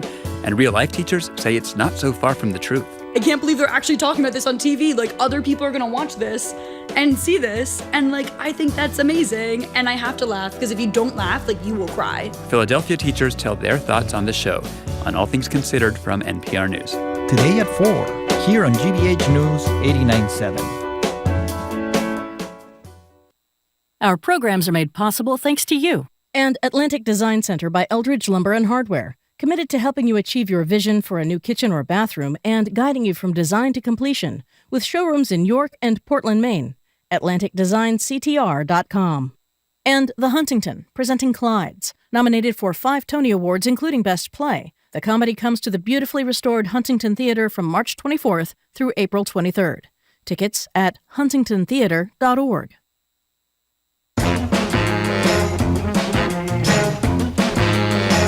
Welcome back to Boston Public Radio. Jim Browdy and Marjorie Egan. We're live at the Boston Public Library. I got to calm down. You know, every time we discuss Clarence Thomas, we should have a defibrillator on the scene. I am really worked into a frenzy. We are streaming at facebook.com/GBH News, youtube.com/GBH News. A couple of last-minute programming notes. We're usually not at the library on Thursday. We will be next Thursday because Mayor Wu will join us for an hour. That's 12:30 to 1:30. And we just found out a minute ago, Governor Healy will be here with us next Friday at the library for an hour to take questions and calls, 1 to 2 next Friday. Let's move to something a little bit more upbeat. Since it is National Poetry Month, we're joined now on Zoom by Grammy Award-winning poet Jay Ivey. He's the poet who sat by the door, brought home the inaugural Best Spoken Word Poetry Album Award ever at this year's Grammys. Here's a little bit of Jay Ivey and the great John Legend from that album. The selection is called Running. I keep on running, but my feet don't get tired.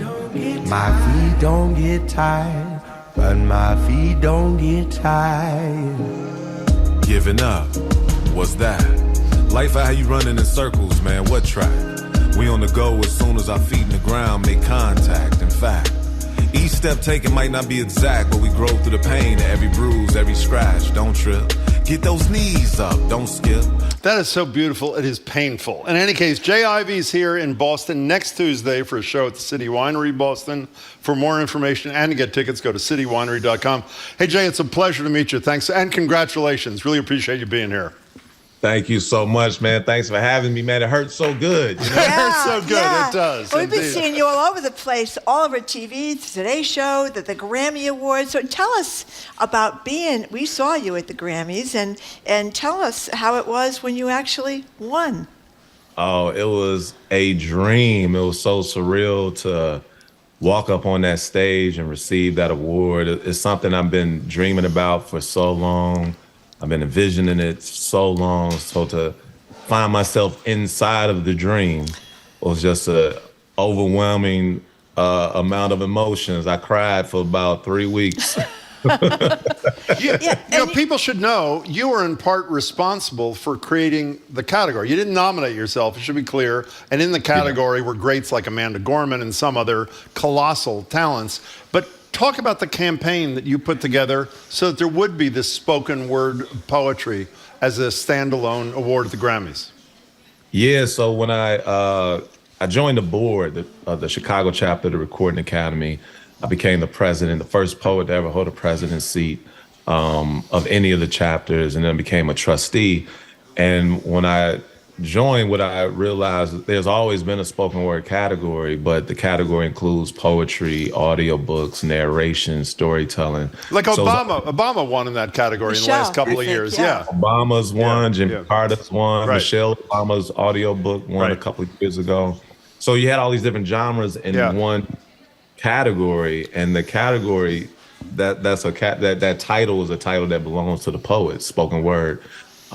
So I campaigned for 6 years asking them to change the category, split the category, take audiobooks out of it, got the information to the poets, submitted a proposal last year. We voted on it. The Board of Trustees, we voted on it in the past. So this year was the first year in the history of the Grammys that 5 poets were nominated. Fabulous. You know, it's when you talk to people that are great writers, great poets, great novelists, a lot of times they refer back to the teacher that made a huge difference in their ability to create what they created. And you talk about a teacher in that context. Tell us.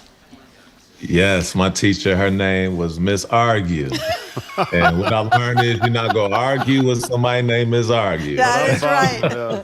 Yeah. That's the one thing I learned in class. Yeah. And what did she do? What did she do in high school that made the difference for you? Yeah, so it was my junior year of high school. I went to Rich Central High School in the south suburbs of Chicago, and she gave the class a homework assignment to write a poem, and I wasn't into poetry.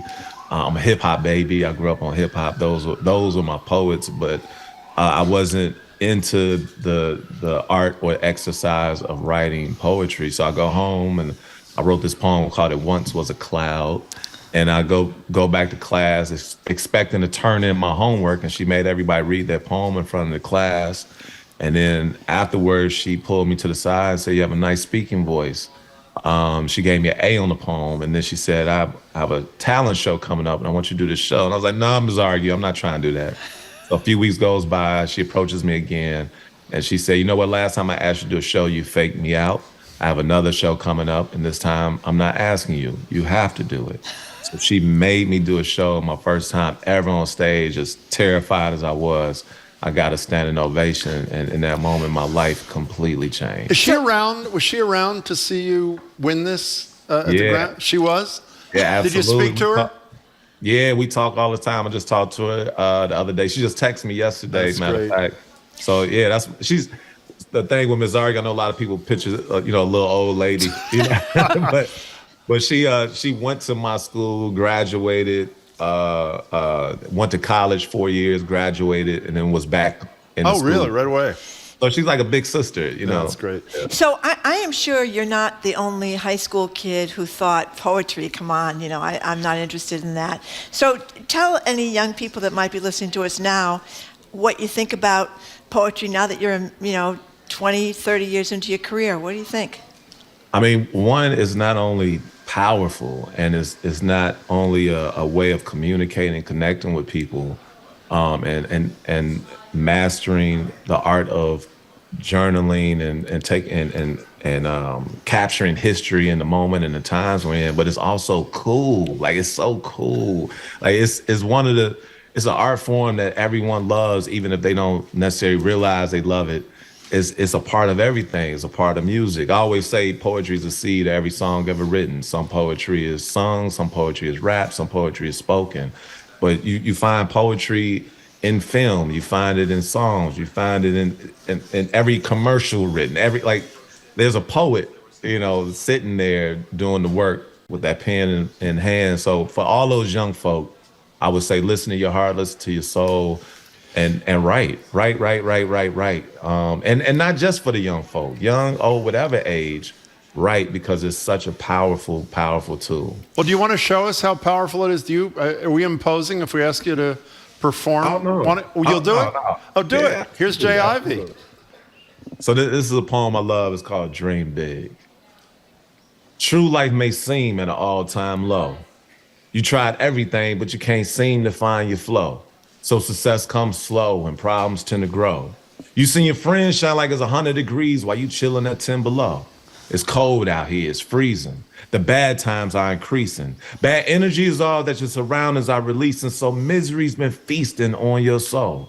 Vices grab hold and lows get heavy. You feel so heavy, but you can't block your blessings. When they come your way, you gotta be ready to receive. You gotta shake off the fear and believe, because at times we're tested to see how strong we really are, how far we really go. There's an army growing, but you can't join unless you know what you're fighting for. Because if you stand for nothing, you fall for anything, so stand tall. Know that you can't walk until you crawl. You can't run until you walk. You can't fly without a running start. So pump your arms when you come off the blocks, and it won't do you no harm to come off your block. Get out and see the world, because everyone has their own mountaintop. It wasn't promised to a few, but promised to those who knew. So climb the way you breathe and never stop. Inhale your best. Exhale the BS. Keep on keeping on. See where you're going and work on getting there. Don't hate on others when others get theirs, because you go get yours. You gonna knock down your own doors. Know that God go take care of you and yours. That's why miracles happen out of the blue. So know that and remember that can't nobody stop you but you, because dreams don't come true, they are true. So dream big. Then after that, dream even bigger. So big that Martin and Coretta are up in heaven holding hands, smiling down at us with a tear in their eye and joy in their heart, saying amen, amen, amen. Whoa, Jay Ivy. That man is going to be at the City Winery, Boston next year. That was fabulous. I'm going to do better this afternoon after listening to that. I'm going to do better. Yeah, please. Okay, so Jay Ivy, you've shared a stage with people like Lauryn Hill, Prince. I want to hear about your Prince thing in a minute. And a guy who I really love by the name of John Stevens. Now, a lot of people may not know John Stevens. They actually may, but who is John Stevens, by the way? Who's that guy? Yeah, so John Stevens is a guy I met in the studio. I was in the studio with Kanye. He was playing me some of his music, and And he walks in the studio an hour later, and I was surprised. I didn't know he was there. And I was like, man, I heard your music. It sounds amazing. It sounds like that music from the old school. Sound like the music my folks used to listen to. I was like, man, you sound like one of the legends. I was like, you a legend, you a legend. Matter of fact, that's what I'm gonna call you from now on. I'm gonna call you the legend. So I started calling John Stevens, John the Legend, John Legend, John Legend. So a couple of days later, we're still in the studio. In walks John Stevens. Everybody's shouting him out. John Stevens in the house. John Stevens in the building. What's up, John Stevens? I was like, John Legend. And everybody looked at me, looked back at him. It was like, oh, man, that's your new name from now on. So that's really the genesis of the John Legend name. That's really true? Yeah, that's really true. It was the night I recorded a song called Never Let Me Down with Kanye and Jay-Z. And it was the same night that I recorded that record. What was Prince like? I mean, what was that like, sharing a stage? What is like being in the presence of Prince? What was that like? So I didn't get a chance to meet or talk with him. I did this event with for Michael Jordan. It was the 30-year anniversary of the Jordan brand, and they wanted me to perform a poem for Mike, for MJ. So I wrote a poem and performed it for him. But everybody and their mama is there. You know, you got Magic Johnson, Gayle King, Spike Lee, Derek Jeter, all these incredible folks. Every NBA player you could think of is there. And then I open, and then next thing I know, Prince is getting on stage to close it out. What was that like? It was incredible. Me and my wife Tari Teray, who's coming to the City Winery with me. Y'all got oh man, incredible singer songwriter. She's a Grammy Award winner as well. But me and Tari, we sitting there next to Michael Jordan and his wife watching Prince. And I'm like, what dream is this? So I know you're going to do another poem for us, so I don't want to interfere with that poem by asking you about the Michael Jordan poem, but I'm just curious, was it about what was the essence of the Michael Jordan poem? It was called, I don't remember the poem right now, but it was called Your Airness. Your Airness, okay. Yeah. And it was just about me being, you know, I'm from Chicago, so it's about growing up with his posters on the wall and hoop dreams and wanting to be like Mike and just what he meant to us growing up. Like he was one of my heroes growing up. And it was just incredible to be able to perform for him. Afterwards, when I met him, you know, he turned around and when he saw me, he punched me. And I was like, oh, man, I feel like Scottie Pippen, you know?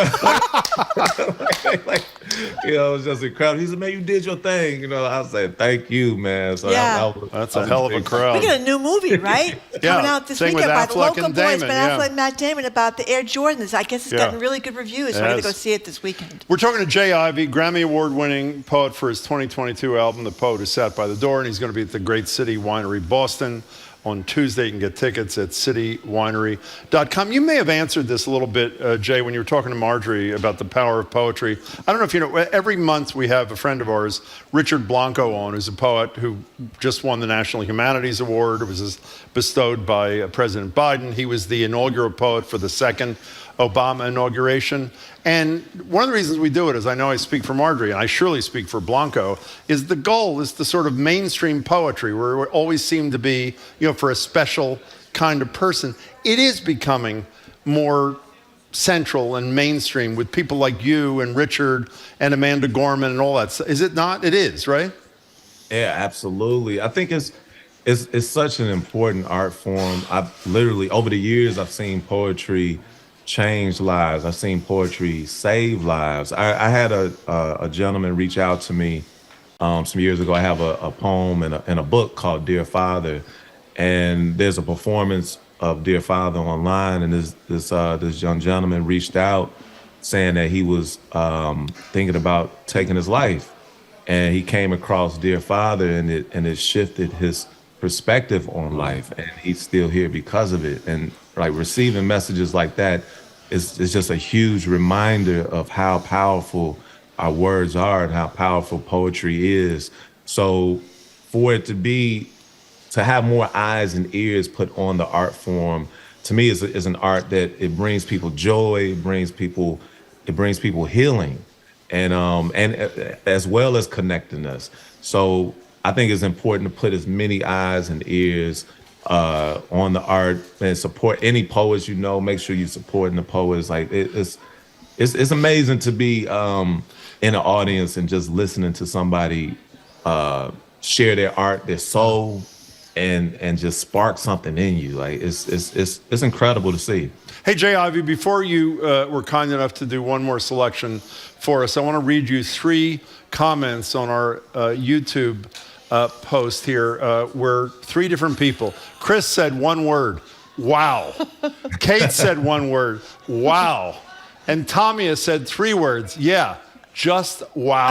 So I think there is, you're doing pretty well here in Boston. What are you doing Tuesday night? What do people get when they come to see Jay Ivey at the City Winery in Boston?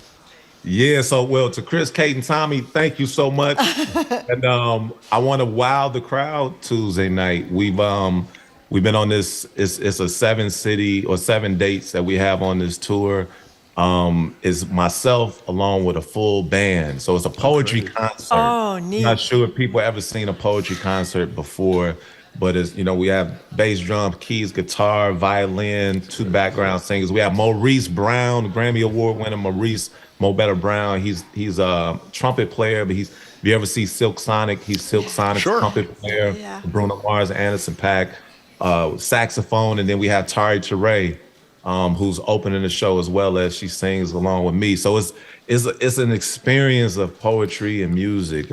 We call it word and soul, and it's something that I think the Boston people would love. So I really need y'all in the house. I want to pack it out, sell it out, so everybody come out. We had sold out shows in New York and Chicago and packed houses.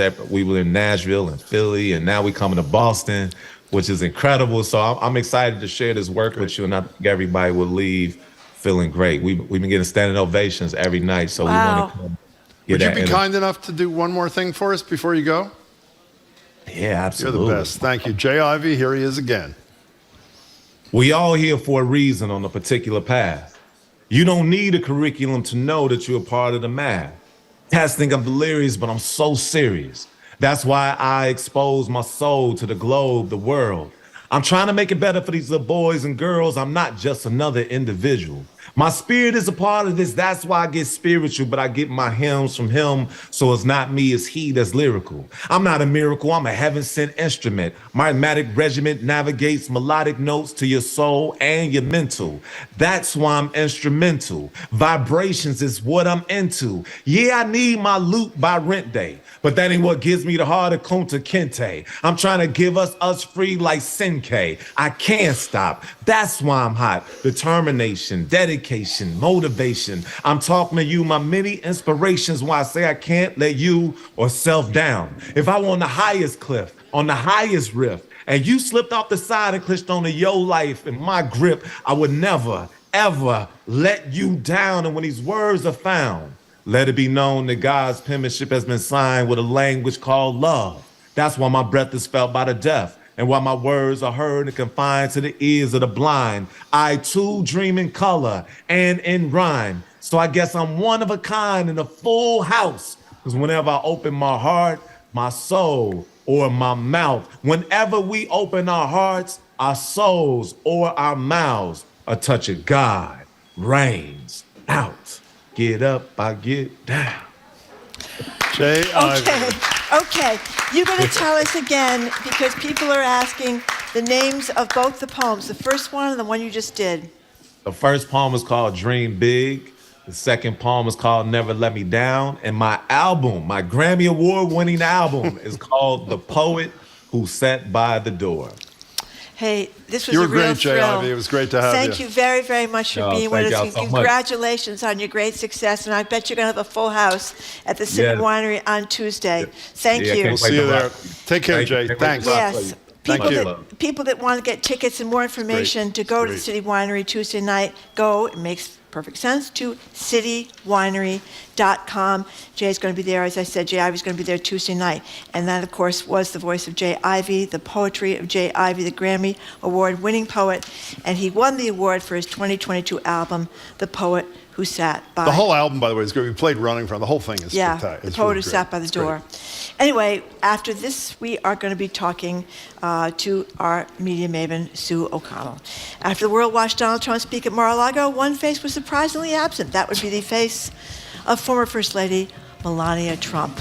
Where was she? For insights, our trusted Gossip source at page 6, media maven Sue O'Connell, is up next. You're listening to Boston Public Radio 89.7 GBH.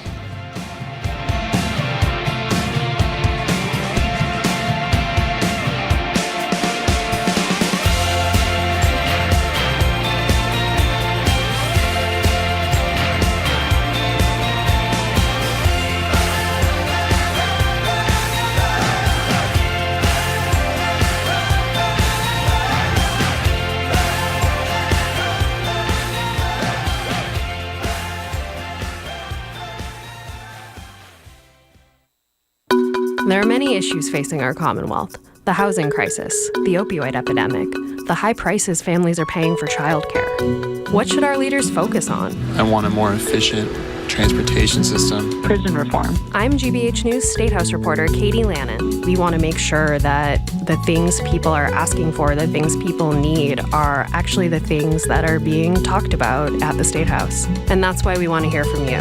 Visit gbhnews.org/yoursay. Support for our programs comes from you. And Tools of the Mind, the research and play-based curriculum combines professional development and a comprehensive pre-K and K curriculum designed to build self-regulation skills. Learn more at toolsofthemind.org. And Liberty Mutual Insurance. Liberty believes progress happens when people feel secure and exists to help people embrace today and pursue tomorrow. Learn more at libertymutual.com. Trusted. Local. News. You're listening to 89.7 WGBH, HD1 Boston, online at gbhnews.org. GBH News with NPR. What matters to you.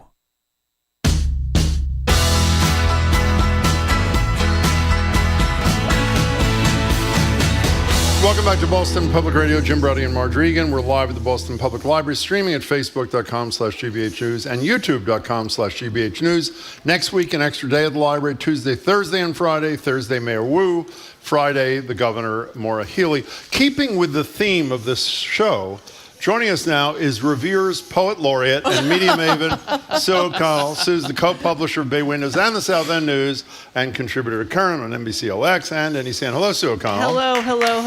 Thank you. Hello. Hey, can I jump on the Clarence Thomas thing? Oh, please do. Yes, jump away. So I just want to give folks a little perspective about what some of us are required to reveal to our employers, right? You got to admit, That's a good one. I'm a D-level celebrity at best, right? I mean, I'm way, I don't even have a Wikipedia page that has anything on it. I'm way down here, right? I work for NBC. I heard that, right? yeah. And so I have a friend who ran for office, and the week before, she was going to announce that she was running like on a Wednesday. Yeah. We went to the movies on a Saturday, and I made sure that we each purchased our own ticket. Is that really true? Right, yes, so there would be no, conflict of interest. Yeah. And when I have been invited somewhere by an elected official, I've had to get permission to go, fill out a form, and get signed off that I'm allowed to go. So that's the level of scrutiny that very unimportant me is under.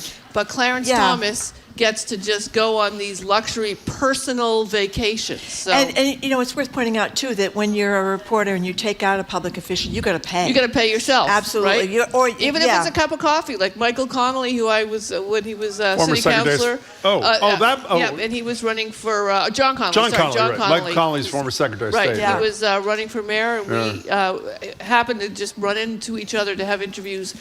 I bought my coffee. He bought his coffee. That's what we do. And we're completely unimportant. Well, let me tell you, speaking of that, Marty and I took out an unnamed politician for dinner a couple of weeks ago to celebrate something, and he hasn't called us back in a month. So, for whatever that's worth, he shall remain unnamed, but nevertheless, that is what it is. Very tall, I should say. He's very tall.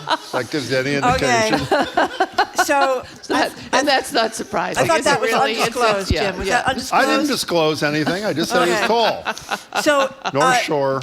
Every time you turn around, there's another story about Twitter, something crazy. This is unbelievable. But this one cuts a little bit too close to home. Let me say that right now, because we, of course, are an NPR station here at GBH. And he said something not true and kind of nasty. He's done something not true and nasty about NPR. Yeah, so Twitter, which is basically a dumpster fire. I mean, he fired everyone. It was sort of built with bubble gum and paper clips and Scotch tape from the beginning. And then Elon Musk comes in and he decides to cut the workforce, which is fine. They might have been overstaffed. But he cut like almost everybody. And I'm saying this without I don't want, it's not a laugh line.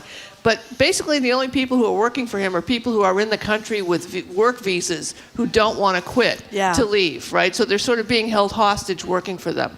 Elon because the condition of the visa is that they be employed, working, right? Okay. So Twitter has been trying various things. First, they said they were going to get rid of the blue check mark on April Fool's Day, and then on which none of us want anymore. I would love to get rid of my blue check mark. You have to pay for it if you want to continue. If you want to keep it, I don't want it. It's just.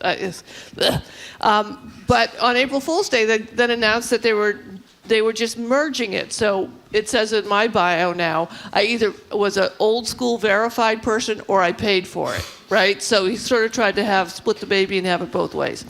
And now he's decided, as some of these had, that they're trying to qualify and identify who the news sources are. Right. Nice idea. I don't think there's anything wrong with it. He identified NPR as a state-sponsored media. Yeah. Do you know what else is state-sponsored media? The Kremlin, the Russians, China, that are actually propaganda related information sources. So it was wrong because, we can go into how much money NPR really gets from your taxes, which is a lot less than 1%. Less than Gillette Stadium gets from your taxes, I would just point out. Thank you for that. And he then was called out on it on Twitter, and he said, I didn't know about that. I'll get right on it. I'll get back to you. I don't know if it's changed yet. But he just has no idea what's happening there, and it's just a mess. And by the way, the value of the company has reportedly dropped from the $44 billion he paid for it like a week ago to $20 billion. Yeah. So obviously, it's the bottom line is the bottom line. Yep. People aren't advertising. We're talking to Sue O'Connell. So Sue O'Connell, the Biden administration has come out with rules regarding trans athletes. Tell us why they did this and what they did. Yeah, so this is a ruling I think that no one is happy with, and I think I first want to say that the people that get impacted by this are the kids, right? So first of all, the student athletes, the children that are competing and participating in sports, they're the ones who get impacted by this. And I also think we need to be prepared for Joe Biden to move from the little left of center of the lane over to the right as far as he can go as he enters into campaign mode. So I think I don't know what we talked about last week, but where he was attempting to essentially to preempt the Republican attack on whatever Washington, D.C. It was the Washington, D.C. That's what it was, D.C. their criminal justice thing. So we're going to see Biden and the Biden administration move toward the right. Doesn't mean they're going to be on the right side, but any issue that they can find that they can take a step to the right, they're going to do. And this is one of them. So Title IX allows that or protects people, mostly women, from being discriminated against in the school world. And the trans issue of which trans people and if trans people can compete in high schools, middle schools, and colleges has been an issue they're talking about. What the Biden administration's department did is to say that they do not support full-on bans of trans people participating in the sports that they identify with, their gender expression identifies with, but they do understand that from time to time when it comes to competitive sports, high school sports, and college sports, that a ban may be indeed appropriate. And without saying it, that's like a Leah Thomas issue, right? Where at University of Pennsylvania, that's the kind of thing that he theoretically is talking about. I think almost everyone agrees that we really shouldn't care in middle school. Middle school. I mean, I think that kids shouldn't be competing and keeping score until they're 15. Anyway, I think that it would be a much better, healthier atmosphere for everyone if we just forgot this idea of elite athletes and competitive athletes until they get to be 15 or 16. But what they are saying is they're both trying to say we support trans inclusion and we also support the judicious use of it in competitive sports. Obviously, trans activists, progressive people are unhappy about that, and obviously people who want full bans are unhappy about it. So what would you have done in the political world? I mean, what should Biden have done in your estimation, Sue O'Connor? I'm not sure. I mean, it's a really difficult issue when it comes to the competitive level sports for colleges and high schools, and the science is not there. You can talk to experts on both sides. There's definitely not a scientific path for you to look at and say this is the right thing to do. I also don't believe that in order for there to be inclusion of a student athlete, we have to say that they would have had to gone through some transition in high school in order to be able to qualify. I don't know what the answer is, but I do have both sympathy for the people this impacts directly and sympathy for the Biden administration, who's trying to find a way to go down the middle on it. One other news event that happened, I think the exact same day as the Biden pronouncement, was the Supreme Court agreed not to disturb this injunction against the West Virginia law that bans trans athletes, which allows the the stay on the law, the non-imposition of the law, to remain in place. One, before people who believe in civil liberties get too excited, it's not on the merits. That's number one. But you know what I didn't realize until I was reading about the case late last night? This is a law passed by the West Virginia legislature to ban trans athletes. Here's a quiz for either of you. How many trans athletes are there in K through 12, according to legislative reports in the state of West Virginia, that led to this law? One. Zero. One. It's the 11-year-old. The kid. 11-year-old who's now 12, whose family brought the suit. A 12-year-old wants to run track in middle school. I mean, who cares? Who cares? Who cares? Exactly. Right? Well, the West Virginia government cares. And wants to compete with the girls' team because she's a trans girl, and they wanted to ban her from competing. Now, the thing that drives me absolutely crazy about this is middle school, because all of us have experienced this, right? Where if you have kids or kids in your life and you go to their middle school game, especially with the boys, and you're watching the 7th grade boys intramural team, and there's a boy who's like 2 feet tall, and then there's a guy that's 6 foot tall with a full beard, right? And they're both the same age, and they're competing against each other. I mean, I think that there's a lot of conversation we should be having about matching people who are competitively equal with playing against each other, letting kids be kids when they're in middle school and high school, and then let's try and not make this a political argument about how we protect both women's rights, girls' rights, transgender folks' rights, and everyone's rights. The thing that reminded me of the visual, everybody's watched a Little League World Series in Williamsport. Like, there are 42 kids in a game. They're all the exact same size. And then one kid gets up to bat. Enormous. Who literally is like 6'8", 380 pounds. And he's 14. And he hits a home run every time. Exactly. In any case, we're talking to Sue O'Connell. Can we skip ahead? Because the thing we really want to talk about is Melania Trump. Melania Trump, That's of course. Yeah, it didn't occur. Where was she exactly? It didn't occur to me, and it should have, that she was not by his side walking into the courthouse in Manhattan last week. And she was not by his side when he gave that bizarre speech down in Mar-a-Lago. And he didn't mention her. In the he was speech. going through his whole Tiffany got mentioned, but she didn't get mentioned. That's the first time ever. Barron, well, she was there. What is he going to do? He's not mentioned her before when she's been there. Is that true? Okay. Barron was not there, but Barron really annoys Donald because Barron apparently is taller than he is. Yeah, he's as tall as Jim Comey. That's why he gets upset about that. Was he 6'7" or 6'8"? Oh, yeah, he's as tall as Comey. So let's get to the bottom of this. Where is Melania? She's counting her money. Listen, I will continue to maintain this till the end. She is the most successful immigrant in the history of the United States of America. Okay, I don't think she's a very good person, but I admire her dramatically. I actually liked her Christmas decorations at the White House. I did. Okay. I actually liked it. I also liked it. They were like goth. Yeah, that's what I liked about it. I also they weren't like, let's have some cutout stuff and let's have kids from around the country. They were just like harsh, red, sharp things. They were. And I also enjoyed that she then talked to her, left messages about how much she hates Christmas. Yeah, I love that about her. What'd that jacket say? What did the jacket say on the back? I don't care, do you? I don't care. And I think that's great. So she has successfully married into this crazy family. She doesn't have anything to do with them as much as she can. She's got her son. She wanted to have a baby. Clearly, she has a baby. Got her whole family over here, right? Yeah, they have her father was at the speech the other night. Right? Yeah. So, had she's dinner at Mar-a-Lago with her parents. And I think she probably just, as we've seen her slap the Donald's hand, roll her eyes at Donald. I love that one. The one where she went like that? That was I think great. she's living the life. I think, is. and I have great admiration for her as a social climber, not But maybe as a person. you do wonder though, why she's still there, and I bet Where's she it's gonna the go? prenup. She must have. Listen, taken my a whole hit thing in the about this prenup. prenup, I have no inside information about this. No, say it anyway. I'm going to say it anyway. I believe that part of the challenge of why Donald Trump paid off this doorman, allegedly, for $30,000, which is not that much money, and it doesn't seem that story was true. Not right? true.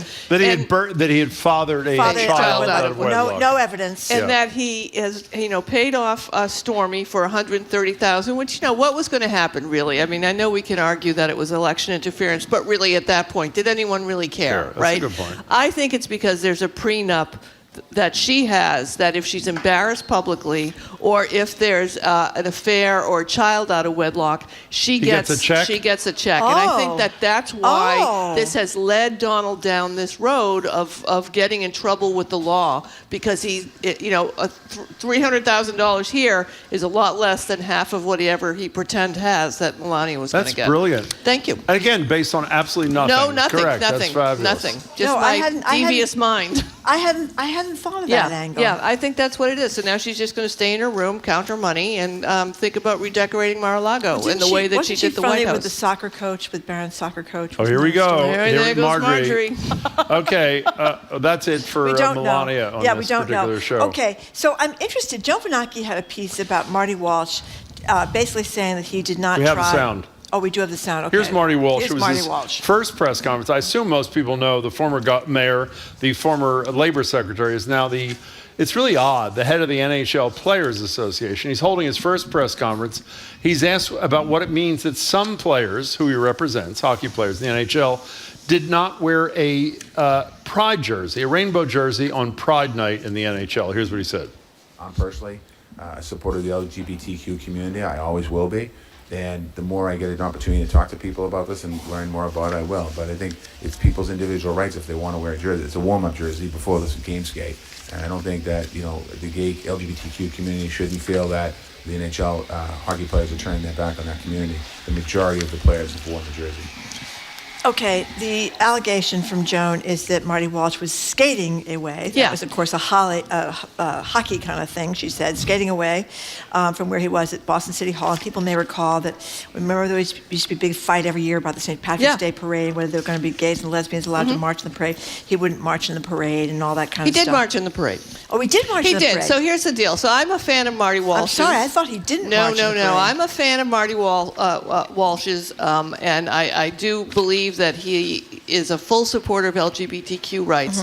I also believe that he often, to mix sports metaphors, gets a little over his skis sometimes and thinking of things that he can do, thus the Olympics and the race car stuff. Marty Walsh marched in the St. Patrick's Day parade when gays were banned from it. And in fact, it was why Bay Windows endorsed, bringing it back to John Connolly, endorsed John Connolly over Marty Walsh in the primary for mayor when they were running, because Marty said, was state rep or state senator, he said, I believe that by marching, I can bring people together and it won't exclude people, and that's why I do it. But this is before he was mayor. Before he was mayor. Okay. So we at Bay Windows endorsed Connolly because Connolly said, I won't march.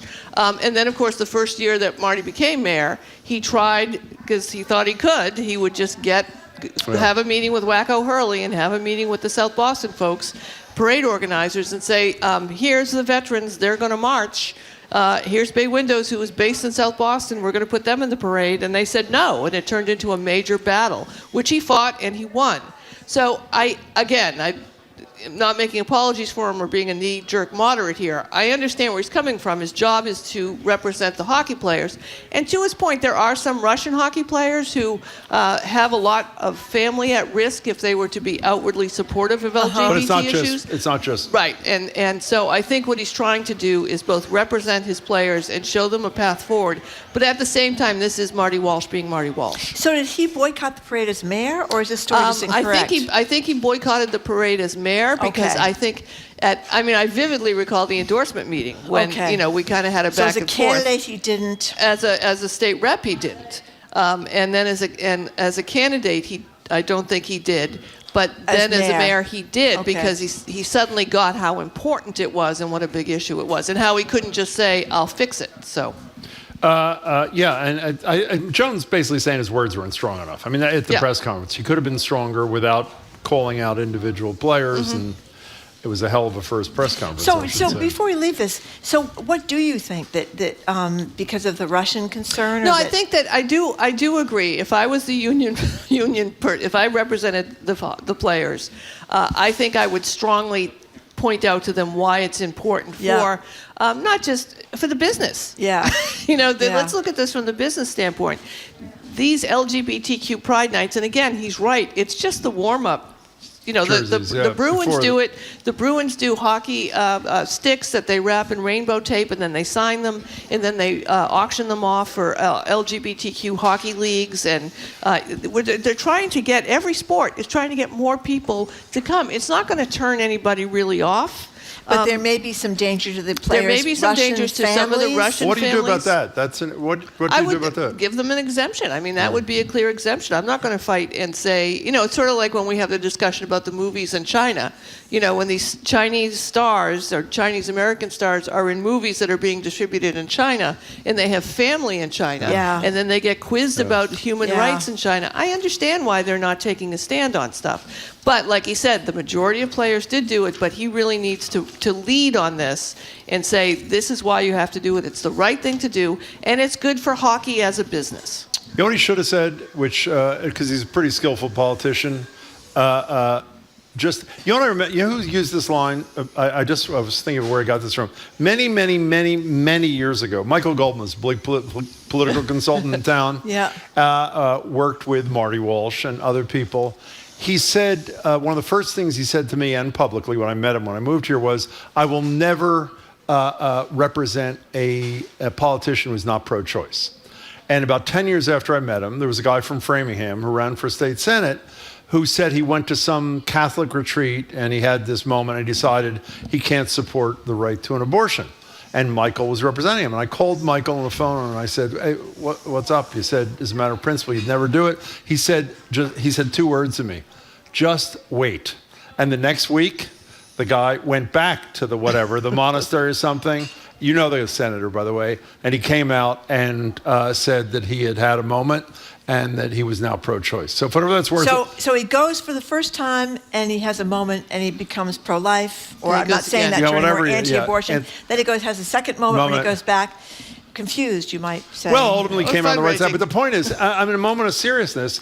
If I were Walsh, I would have said the first half of what he said. I'm personally a supporter of the LGBTQ community. I'll always be, and the more I get an opportunity to talk to people, the more I learn about it, etc. And as for the players who are not, just wait. Yeah. And just so it's not an attack on the players, basically let me do my job as representing them. Let me talk to them, sit down, and in any case. Absolutely. Again, it's the business aspect of this is what every single sport is reaching out to communities to try and get young people and new people to come to the games. That's the whole point. Which is why, in all fairness, they do it in part because it's a good thing to do, and in part because it's about the bottom line. Yep. Obviously, we want to expand their. Now, do you have any, before you leave, any poems from your days in Revere you'd like to perform for us? Hippie to the hippity hip hip hop, and you don't stop rocking to the bang bang. But that's not mine. That's the Sugar Hill Gang. Yeah. Thank you very much. Thank you very much. It wasn't quite Jay Ivy, but it wasn't bad. It's the Sugar Hill Gang. Fabulous. No, he was fabulous. Incredible. And you also think about rap music, how that was changed people's attitudes about poetry in a way too, because there wasn't around when I was a kid, right? Well, we could do a whole nother segment on the origins of rap music and popular music and how it gets, put in this category when it's actually been, a lot of the American folk music and jazz music could be considered rap before rap became the hip hop rap. We should say where'd you work? I was a music radio and records person. Kiss 108, Geffen Records, with A&M who? Records. The legendary Sonny Joe White. Sonny Joe White. Joe White. Sue O'Connell, it's good to see you. Thank you so much. Thank you. She was Sonny Joe White then. Now she's a media maven. She was not Sonny Joe White. She worked with Sonny Joe White. I know she worked with Sonny Joe White, but that's what I'm saying. It's like, it's a different experience. She was Frank Sinatra at Sonny one point. Joe, media I remember maven. those days. Okay, It was you didn't incredible. get my Joan joke, Baez Jim. You're at one ruining my point. whole joke. I'm sorry. We were speaking with Sue O'Connell. Nice to see you, though, Sue. Anyway. She's our media maven. She is, And we're very yes. glad she is. She's also very good. co-producer of Bay Windows, a co-publisher, rather, of Bay Windows and the South End News, and contributor to Current on NBC, LX, and NECN. Thanks a lot, Sue O'Connell. Bye, Sue. I've been seeing you a lot, filling in for Mr. Browdy on his former show. You're not, I guess, filling in for him anymore. No, because I don't have a the show. job anymore, But so I've it's seen not you really filling on his in. show, Greater Boston, 7 o'clock. It's happened at NECN, and it's happening. I mean, it's just, right. it's really rather coming up. disgraceful, actually. This is very exciting. We're back to having our live music performances on Friday, and we're This is going to great. hear up next from singer-songwriter Jane Park curating a show at Powell Arts Center this weekend that includes magician Felice Ling. I can't and wait for Felice this. is going to perform for us as well. On radio, magic I on know. the radio. Well, you're going to have to use your imagination a little bit. But in any case, can't people wait. can see it that are on YouTube and, Yes, they can. and Facebook.com. Anyway, you are listening to Boston Public Radio 89.7 GBH. If you want to see the magic, you can see it streaming at Facebook.com/GBH News or YouTube.com/GBH News. Thanks a lot, Media Maven.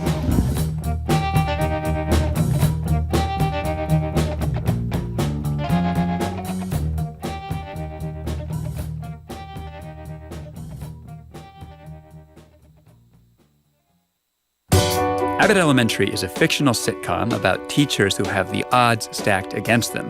And real-life teachers say it's not so far from the truth. I can't believe they're actually talking about this on TV. Like, other people are gonna watch this and see this, and like, I think that's amazing, and I have to laugh, because if you don't laugh, like, you will cry. Philadelphia teachers tell their thoughts on the show on All Things Considered from NPR News. Today at 4, here on GBH News 89.7. Support for GBH comes from you. And PNC. PNC is committed to making a difference in the communities they call home. Since 2004, their employees have volunteered over 1 million hours through PNC Grow Up Great.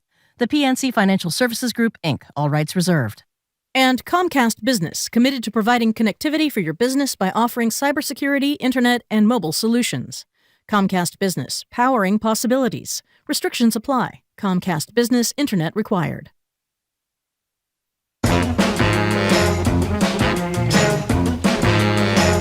Welcome back to Boston Public Radio. We're live at the Boston Public Library. Again, Mayor Wu joins us here next Thursday. The governor joins us here next Friday.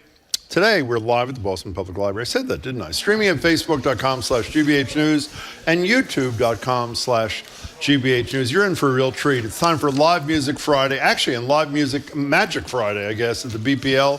This week it's a little different because we do have a live magician in a couple of minutes, as opposed to what's the alternative to a live magician, actually. Joining us now is Sophia Chen. Let me start this all over again. Hi, Sophia. How are you? Good. You're from the Powell Arts Center. That's right. And sitting next to her is a musician who we heard perform a little bit during the break. Yes, we did. Fabulous. And curator Jane Park. In just a couple minutes, we will bring you a little magic courtesy of magician Felice Ling. The show is called Asian Glow, Unapologetic Diaspora. It's tomorrow night at the Powell Arts Center in Chinatown. Tickets are pay as you wish. To reserve your space and get more information, we'll give this to you again in a minute. PowArtsCenter.org, PAOArtsCenter.org. Sophia, Jane, it's great to have you. Thanks so much for being here. Thank you for having us. So, Sophia, before we get any further, tell people what the Powell Arts Center is. Yeah, happy to. So Powell Arts Center is Boston Chinatown's first arts and cultural center. We were founded about 6 years ago through an innovative program collaboration between Boston Chinatown Neighborhood Center and Bunker Hill Community College. And our mission is to uplift AAPI stories, artists, and to nurture individual and social well-being through arts and culture. So we also, all of our programs really ask that question, what is this doing for Chinatown? What is this doing for API artists? What is this doing for the larger creative ecosystem in Boston? There hasn't been something like this before. There's been a void. Has I've been there kind not? of surprised. You said 6 years ago, and I thought, my goodness, because Chinatown has been there for like forever, and this is just a recent. So why 6 years ago? Yeah, so this is actually, I think Chinatown history is crucial to Powell Arts Center's history. So about actually 15 years ago, 20 years ago, that plot of land was up for development again. That's right. Yep. Yeah, so 10% of it, community organizations were able to fight for to be for community use. And then they interviewed community members, held meetings, asked people what they wanted. And people wanted an arts and cultural center. They wanted recreation, they wanted things to do for cultural events, performances, to bring that type of livelihood back to Chinatown. So Jane, Asian Glow, what is it? Asian Glow was a project I started a few years ago. It was a performance series for the Asian diaspora in Boston. And it was just I got a grant to do this performance series, and it was just a way for me to bring a lot of Asian artists together and do these performances in various venues in Boston. Tell us about some of the different kinds of artists people will see tomorrow. Oh, sure, yeah. So we have a comedian, Nora Panahi, and then we'll have a performance artist, Zaid Booty, and then Felice will be the magician. So the first half of the night we'll have sort of those performance artists on there. The second half of the night will be musicians, including myself, the Michael character, and Tiffy. Tiffy, yes. Yeah. Tell us about, you do a special thing from what I understand with the musicians in the second half of the program, do you not? We're doing a Singers in the Round. Mm-hmm. Explain that. Yeah, so Singers in the Round is a Nashville style of performance. 3 musicians will be on stage at the same time, and we all have like our own microphones and guitars, and we just play one after the other. And it's just like it's a way of playing and storytelling that's, it's special for especially for songwriters. Yeah. So Jane, what are you going to play for us? I'm going to play a song called The Kettle. The Kettle. Yeah. Okay. You want to start easing yourself over to the microphone? Because I want to ask Sophia a question. Well, I had a quick question, Okay. too. The pay-as-you-go thing, I'm always curious how that works. Are the people generous, or do they try to sneak in and throw you $1 or something? Some people are really generous. Yeah. I think with our events, we also have a donation box at the day of if you didn't donate online. But I think you'd be surprised how many people, when they come to one of our events, realize what's been missing. So I think the desire to keep places like Powell Arts Center alive and well draws those types of donations in. Could you explain just one more time, other than tomorrow night, which we're talking, like a typical time at the Powell Arts Center, what are the kinds of things that go on there? Oh my God, I think I've learned so much about what a community arts center can do. So throughout the week, we also have classes for elders in the neighborhood and the Chinese immigrant community, come for dance, exercise. There's like a tennis ball, Tai Chi dance that's also done. Tennis ball, Tai Chi? Yeah, I can't explain it.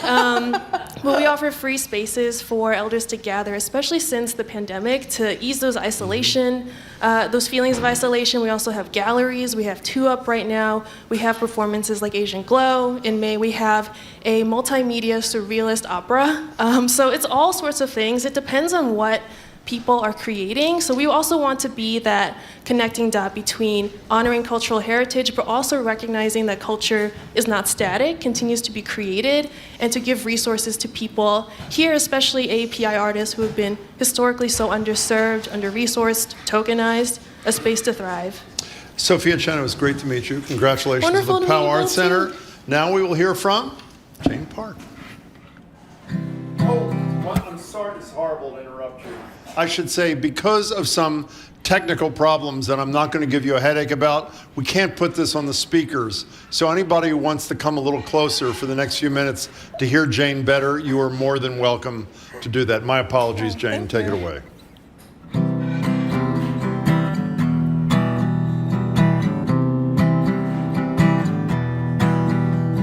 Susie heats the kettle till all the water's gone. The smell of burning always lingering. Absent-minded thoughts and dusty piles of books. Talking to yourself, forget your crazy looks. Susie doesn't bother to look you in the eye. Grass beneath her feet is comforting. Underneath it all something simmering inside. But when the world is burning, what good is a fire? I don't know how to make this better, so make those calls and write those letters. I love you too much to let this moment fade.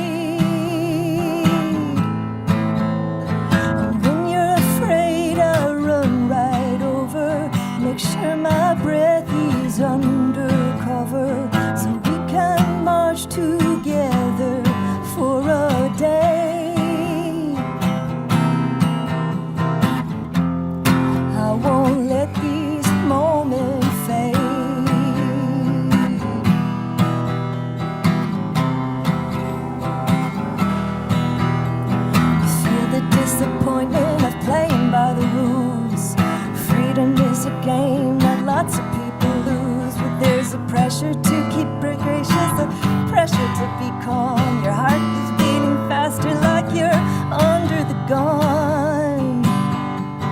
Kettle keeps boiling no matter what you say. You fill it up with water anyway. Don't look at me with pity, we got too much to do. But don't you look away, I'm talking to you. Drop the water, drop the kettle. Love is burning, last forever. I love you too much to let these moments fade. 'Cause nothing's right when I see you hurting, and when you smile my heart is bursting. Maybe we'll march hand in hand one day.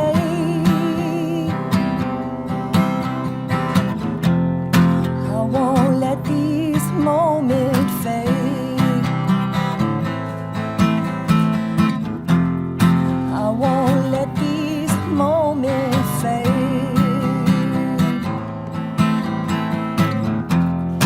I won't let these moments fade.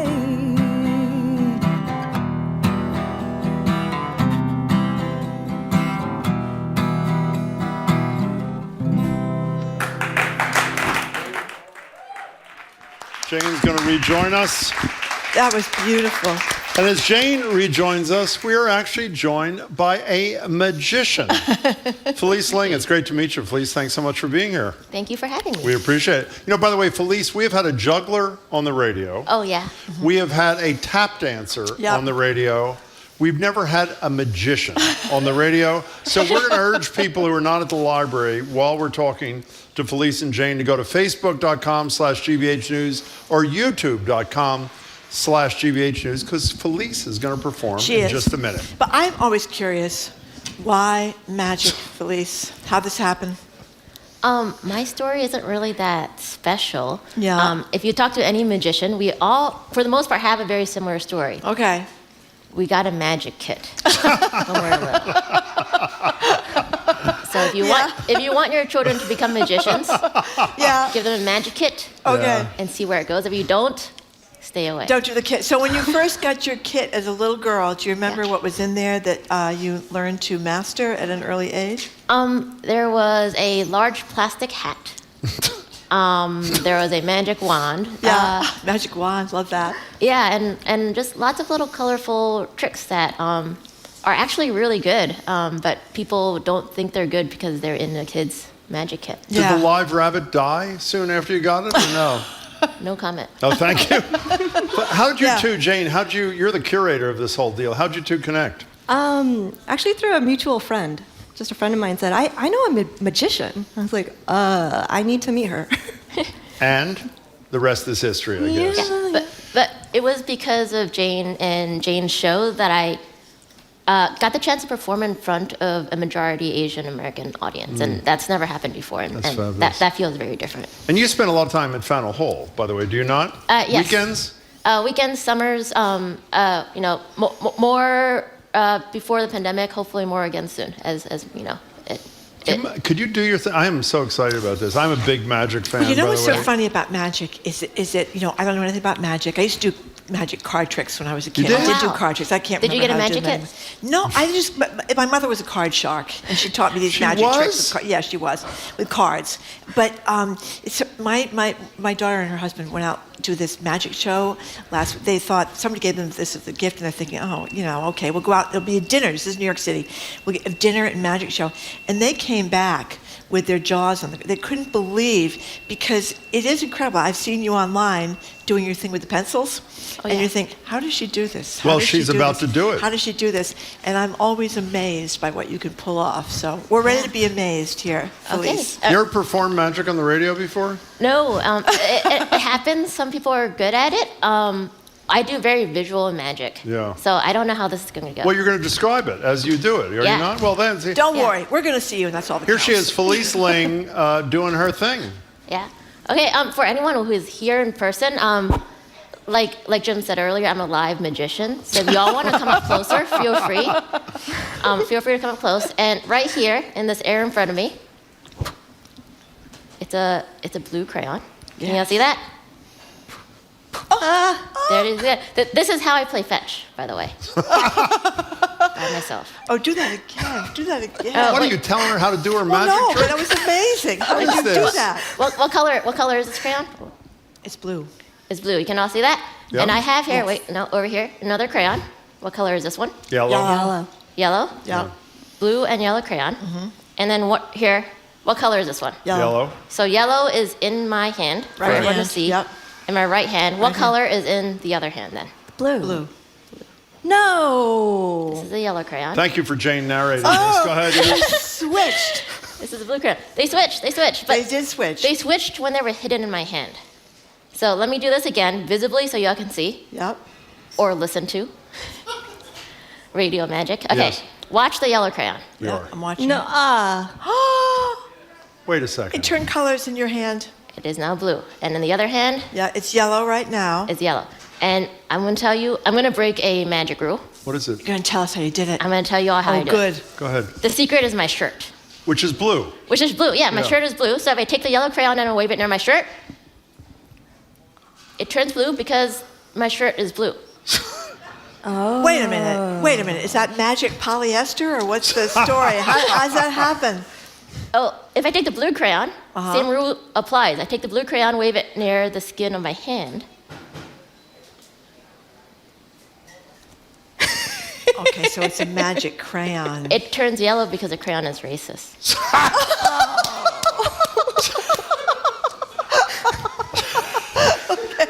Now, okay, so you said you're going to tell us how you did it. No, she's I just not did. telling us. I just did. Yeah, you just did, but I want to It's know. color. So can I buy those Crayola Are you crayons? kidding? If I take the yellow crayon in one hand, You think you're going to be able to do this trick if you buy the damn No, crayons? but I'm just curious. I'm curious because you kind of told us, right? The crayon changes colors. because of The shirt. my shirt. Are you lying to me? Is that really true? It's my job.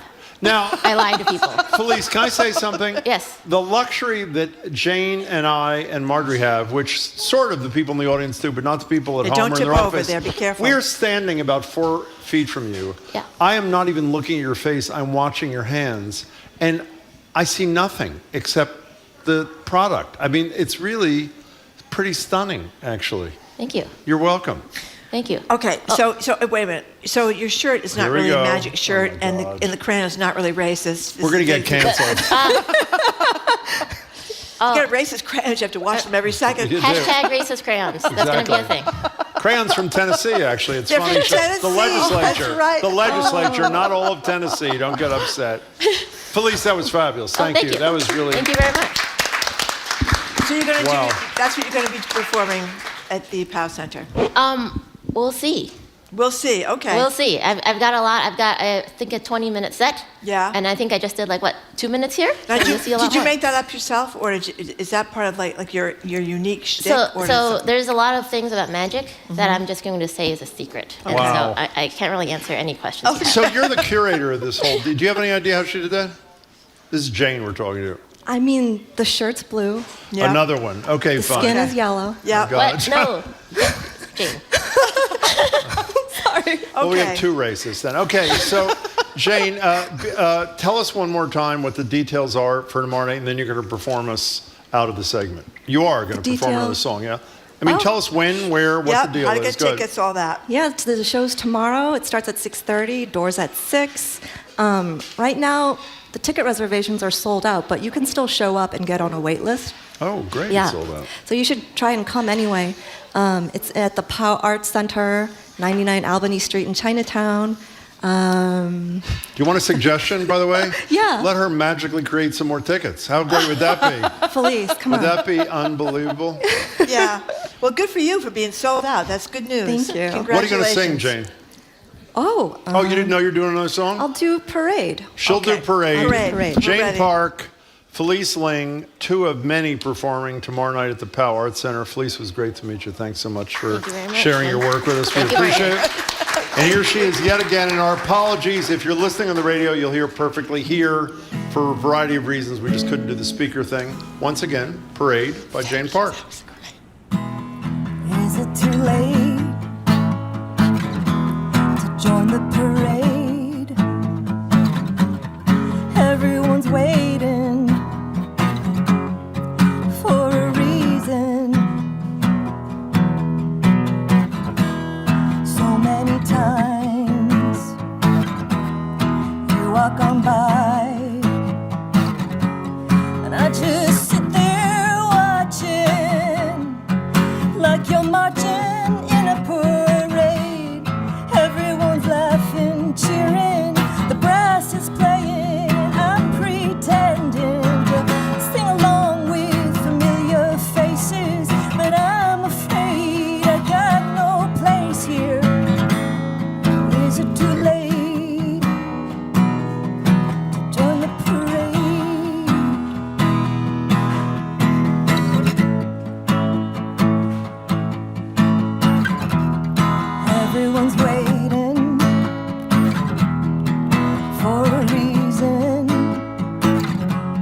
spotlight's on. Isn't this what you want? He's at it again. It's the one-man man. He wears his heart on his sleeve. The funniest part is when it bleeds. Everyone's laughing, cheering. The brass is playing, and I'm pretending to sing along with familiar faces. But I'm afraid I got no place here. Is it too late to join the parade? I can say for myself, I go back and forth. Maybe today, just go your own way. One step at a time, you'll figure it out. Is it too late to join the parade?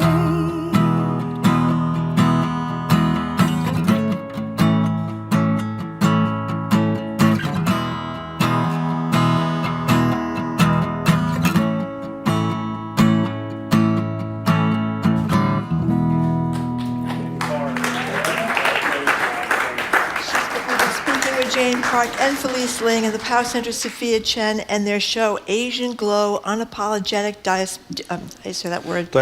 Diaspora, thank you. My pleasure. Is tomorrow night at the Pow Center in Chinatown. Tickets are pay as you wish.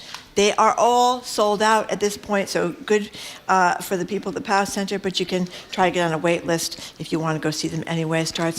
Doors open at 6, the show's at 6:30. But you know who I forgot when I was saying we had a juggler and we had a tap dancer and now we had a magician? We had Jack the Whipper a few months ago. Remember? Right, that's right, doing his Whip routine, tricks. yes, the S&M thing. Okay, after... No, it wasn't an S&M thing. I just want to see if Margaret's paying attention. I'm paying attention, Jim. Okay, After fine. a quick break, backed by Jim's demand, it's Peep season. You're into this too. And Come we on. want to know if you are celebrating with your peeps or doing everything you can to avoid the marshmallow chicks. We're going to tell you all the Peep secret coming up and tell you about the little...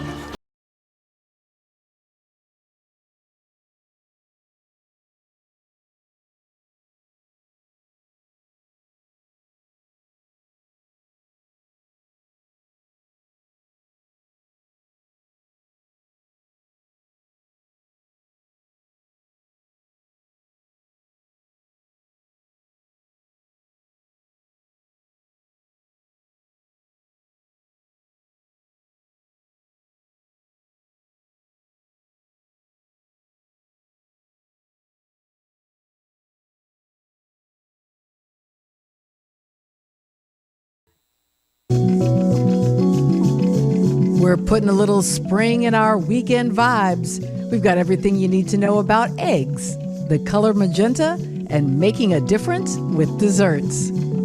I'm Melissa Harris Perry, and that's next time on The Takeaway from WNYC and PRX. This afternoon at 2, here on GBH News 89.7.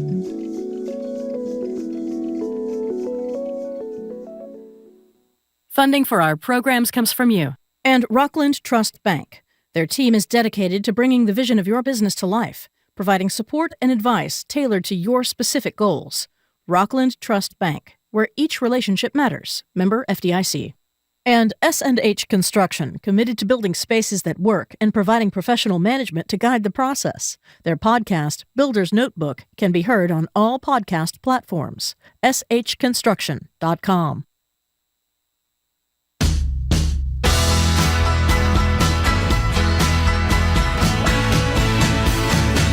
Welcome back to Boston Public Radio. Jim Brody and Marge Regan. We're live at the library, streaming at facebook.com/GBH News and youtube.com/GBH News. From Clarence Thomas to this. We're closing the show talking about America's favorite Easter time debate, Peeps. Are they a delightful festive treat or the sugary scourge of springtime? We want your thoughts. 877-301-8970. By the way, we do this every year. So here's a little sound of a debate we had last year, I think it was, with the Boston Globe's travel writer, Christopher Muther, on the subject of Peeps. Oh, no, I eat them. You do? You do. There you And go. I He eats only Peeps. eat them fresh. I don't leave. My mom leaves them out. I eat them immediately. But you were obsessed with Peeps, Jim. No, I don't know. We did I'm endless obsessed shows with the on concept of Peeps. The only good thing a Peep is good for is putting it in the microwave and exploding. And you got to just make sure it's somebody else's microwave. Jim, some people have said the same of you. But anyway, I'll just keep going here. Sorry, too Exploded much? Jim in the microwave. I'd love to talk more. I got to get in the microwave. So Well, I'll see really, you. Thank I have God. to thank Christopher for that image. What will stay with That's us not- for a long time. I'm going to Jim put a Rowdy table talk pie in there, too. exploding. In any case, 877-301-8970. Two friends having a laugh at my expense. Where Yeah. are you on the whole Peep thing? I mean, we don't have much time, so let me just say, I wouldn't put them in the same room as I am, much less in my mouth. They are, I don't like marshmallow to begin with. They're composed, I wrote this down, of sugar, corn syrup, gelatin, and the only good ingredient is air. Those are the four Yeah. ingredients of a Peep. Where are you going? You keep insisting that we have to talk about them every Easter, and so we're talking about them again today. So where are Never you on the mind. Peep issue? I think I don't get it. I think that they're awful, but Good. I do think they taste terrible. You ever put them in the microwave? No, I never put 20 them in the microwave. seconds on low or medium. They explode. They expand all and over then the explode. inside. Yeah, it's sort of fun. They quadruple their size. They do. apparently. But I do think it's kind of neat that they have this diorama up in Hancock, New Hampshire. The library. They actually have a contest, and people make little sculptures or dioramas, I guess is the correct word, out of Peeps, and they submit them to a contest. And some of them are in the forest, and some of them are little Peep orchestras, and some of them are little, Peep. With costumes, they dress them up, and they're different colored Peeps, as you know. You can vote there till April 11th. You know what they call it, the award? The People's Choice Award is what they call it. Thank you very much. That's Hancock, so New clever. Hampshire. And then some people think that the thing to do with Peeps is to, as Christopher Muther's mother said, leave them out to get stale. And they think it's much better if you eat them because the marshmallow inside is still very soft. Would you do that? Would you eat that? No, after? I would not. No, I would not. I would not eat them stale or not eat them fresh. And think of these. They have come in a million different colors, flavors. Yeah. Sour watermelon, Yeah. cotton candy, fruit punch. And this New York Times, I can't believe they did a whole story about this. This is for the New York Times edition for kids, actually. Well, it's because the guy just died who perfected the whole Born, or whatever his first Well, name they have was. about a 25-page story I know about they do, going yeah. to the Peeps factory. Yeah.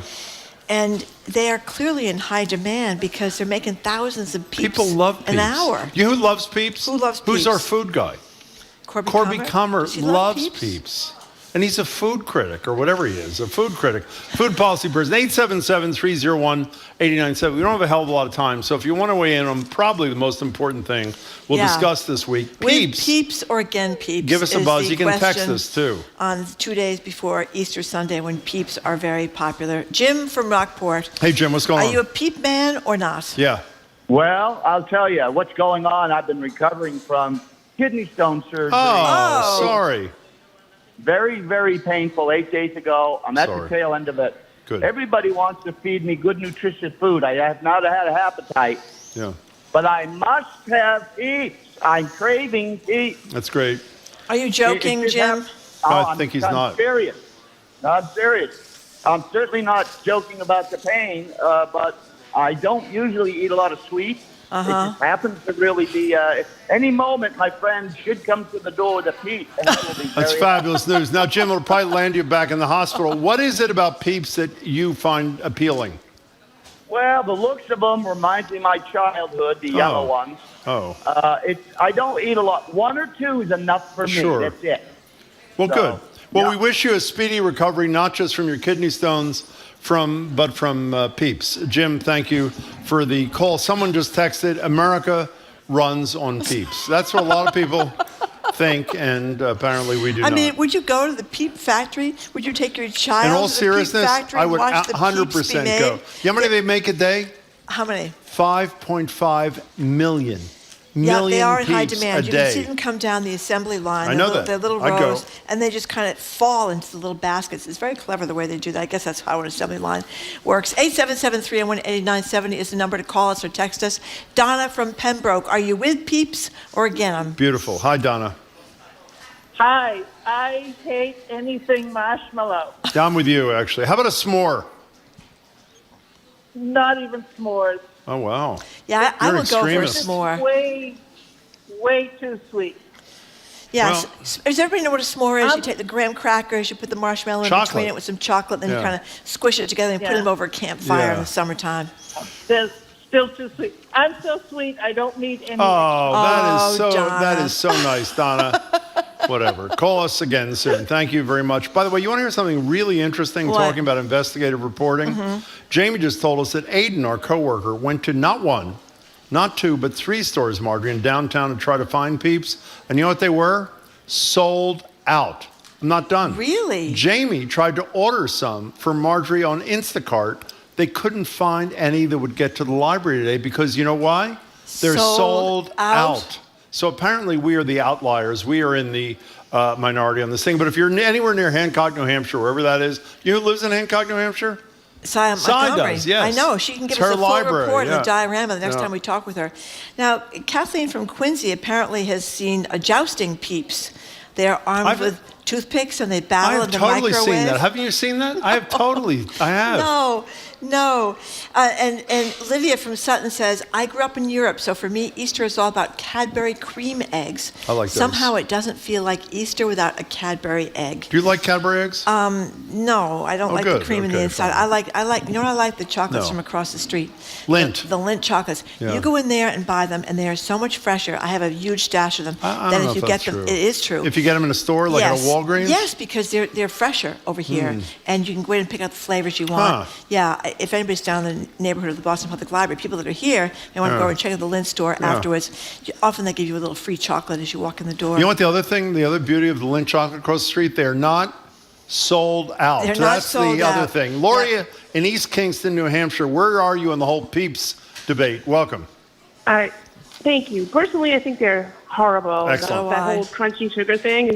Just no. Good. But my dad, who is almost 80, God bless his soul, it's his favorite candy, and he loves them stale.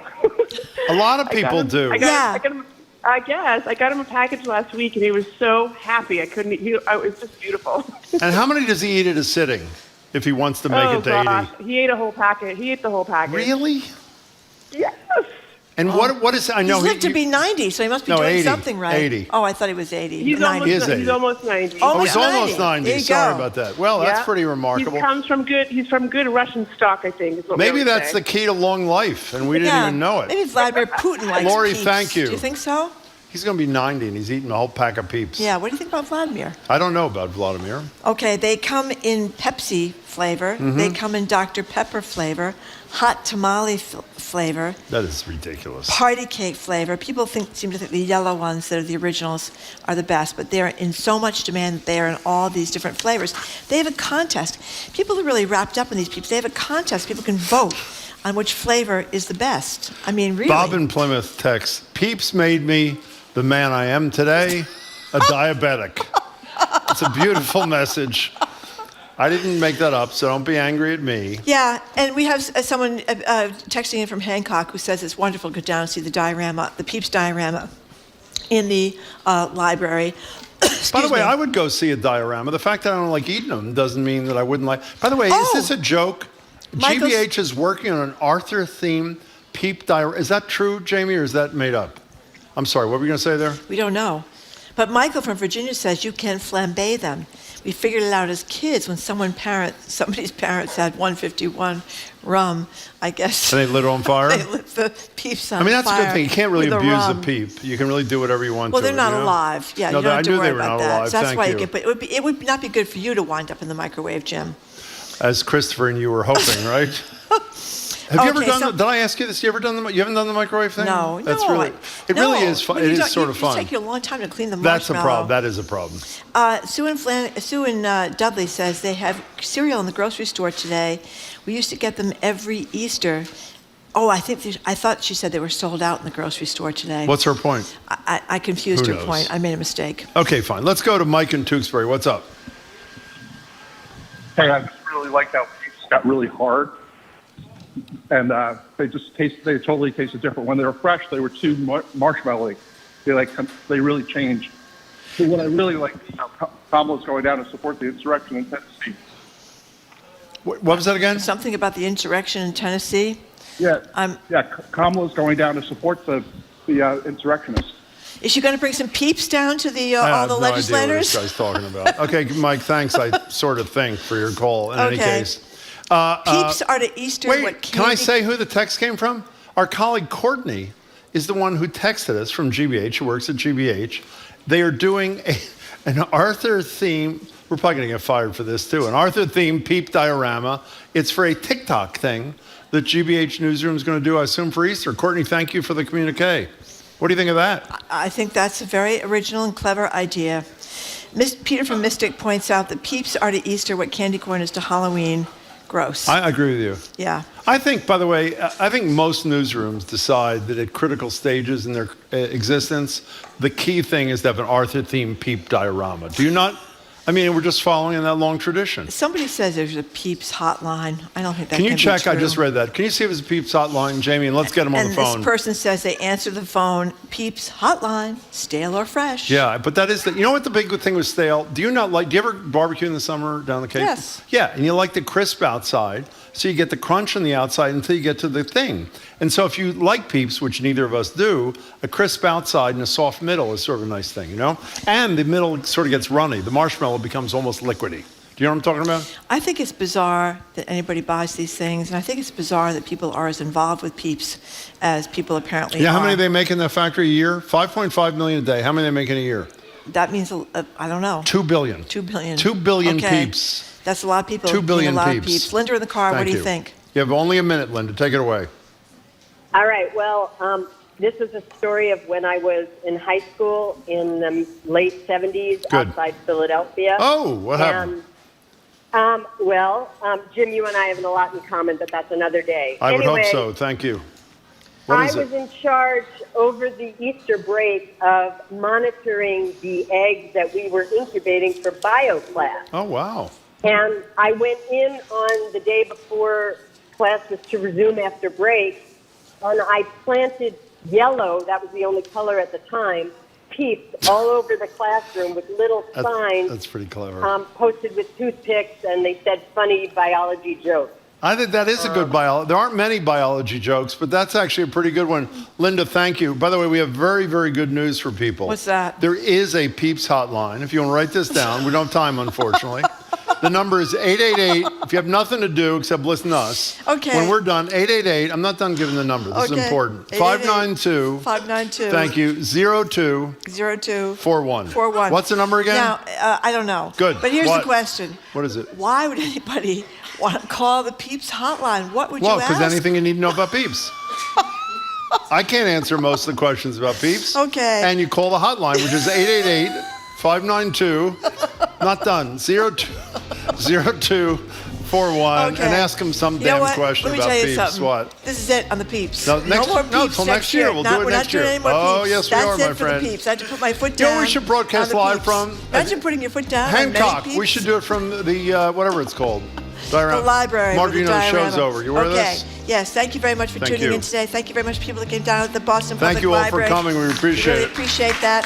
You can keep up with us 24/7 by way of our podcast. On Monday, we're going to have our Harvard National Security expert, Juliet Kayyem, a community development panel, Jim Aloisi and Stacy Thompson for a transit panel. Oh, good. And the Reverends Irene Monroe and Emmett G. Price, plus Boston Globe TV critic Matthew Gilbert, who's going to give you all the scoop on what new TV shows are out and which ones are worth watching.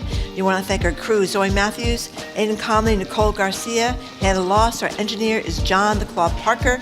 Brian Bell is on the boards for us today. Thanks, Brian. Our executive producer is Jamie Bologna. We want to thank the guys and gals at the BPL team, Evelyn Brito, Sai Patel, and Colin Cockrell. 888-592-0241.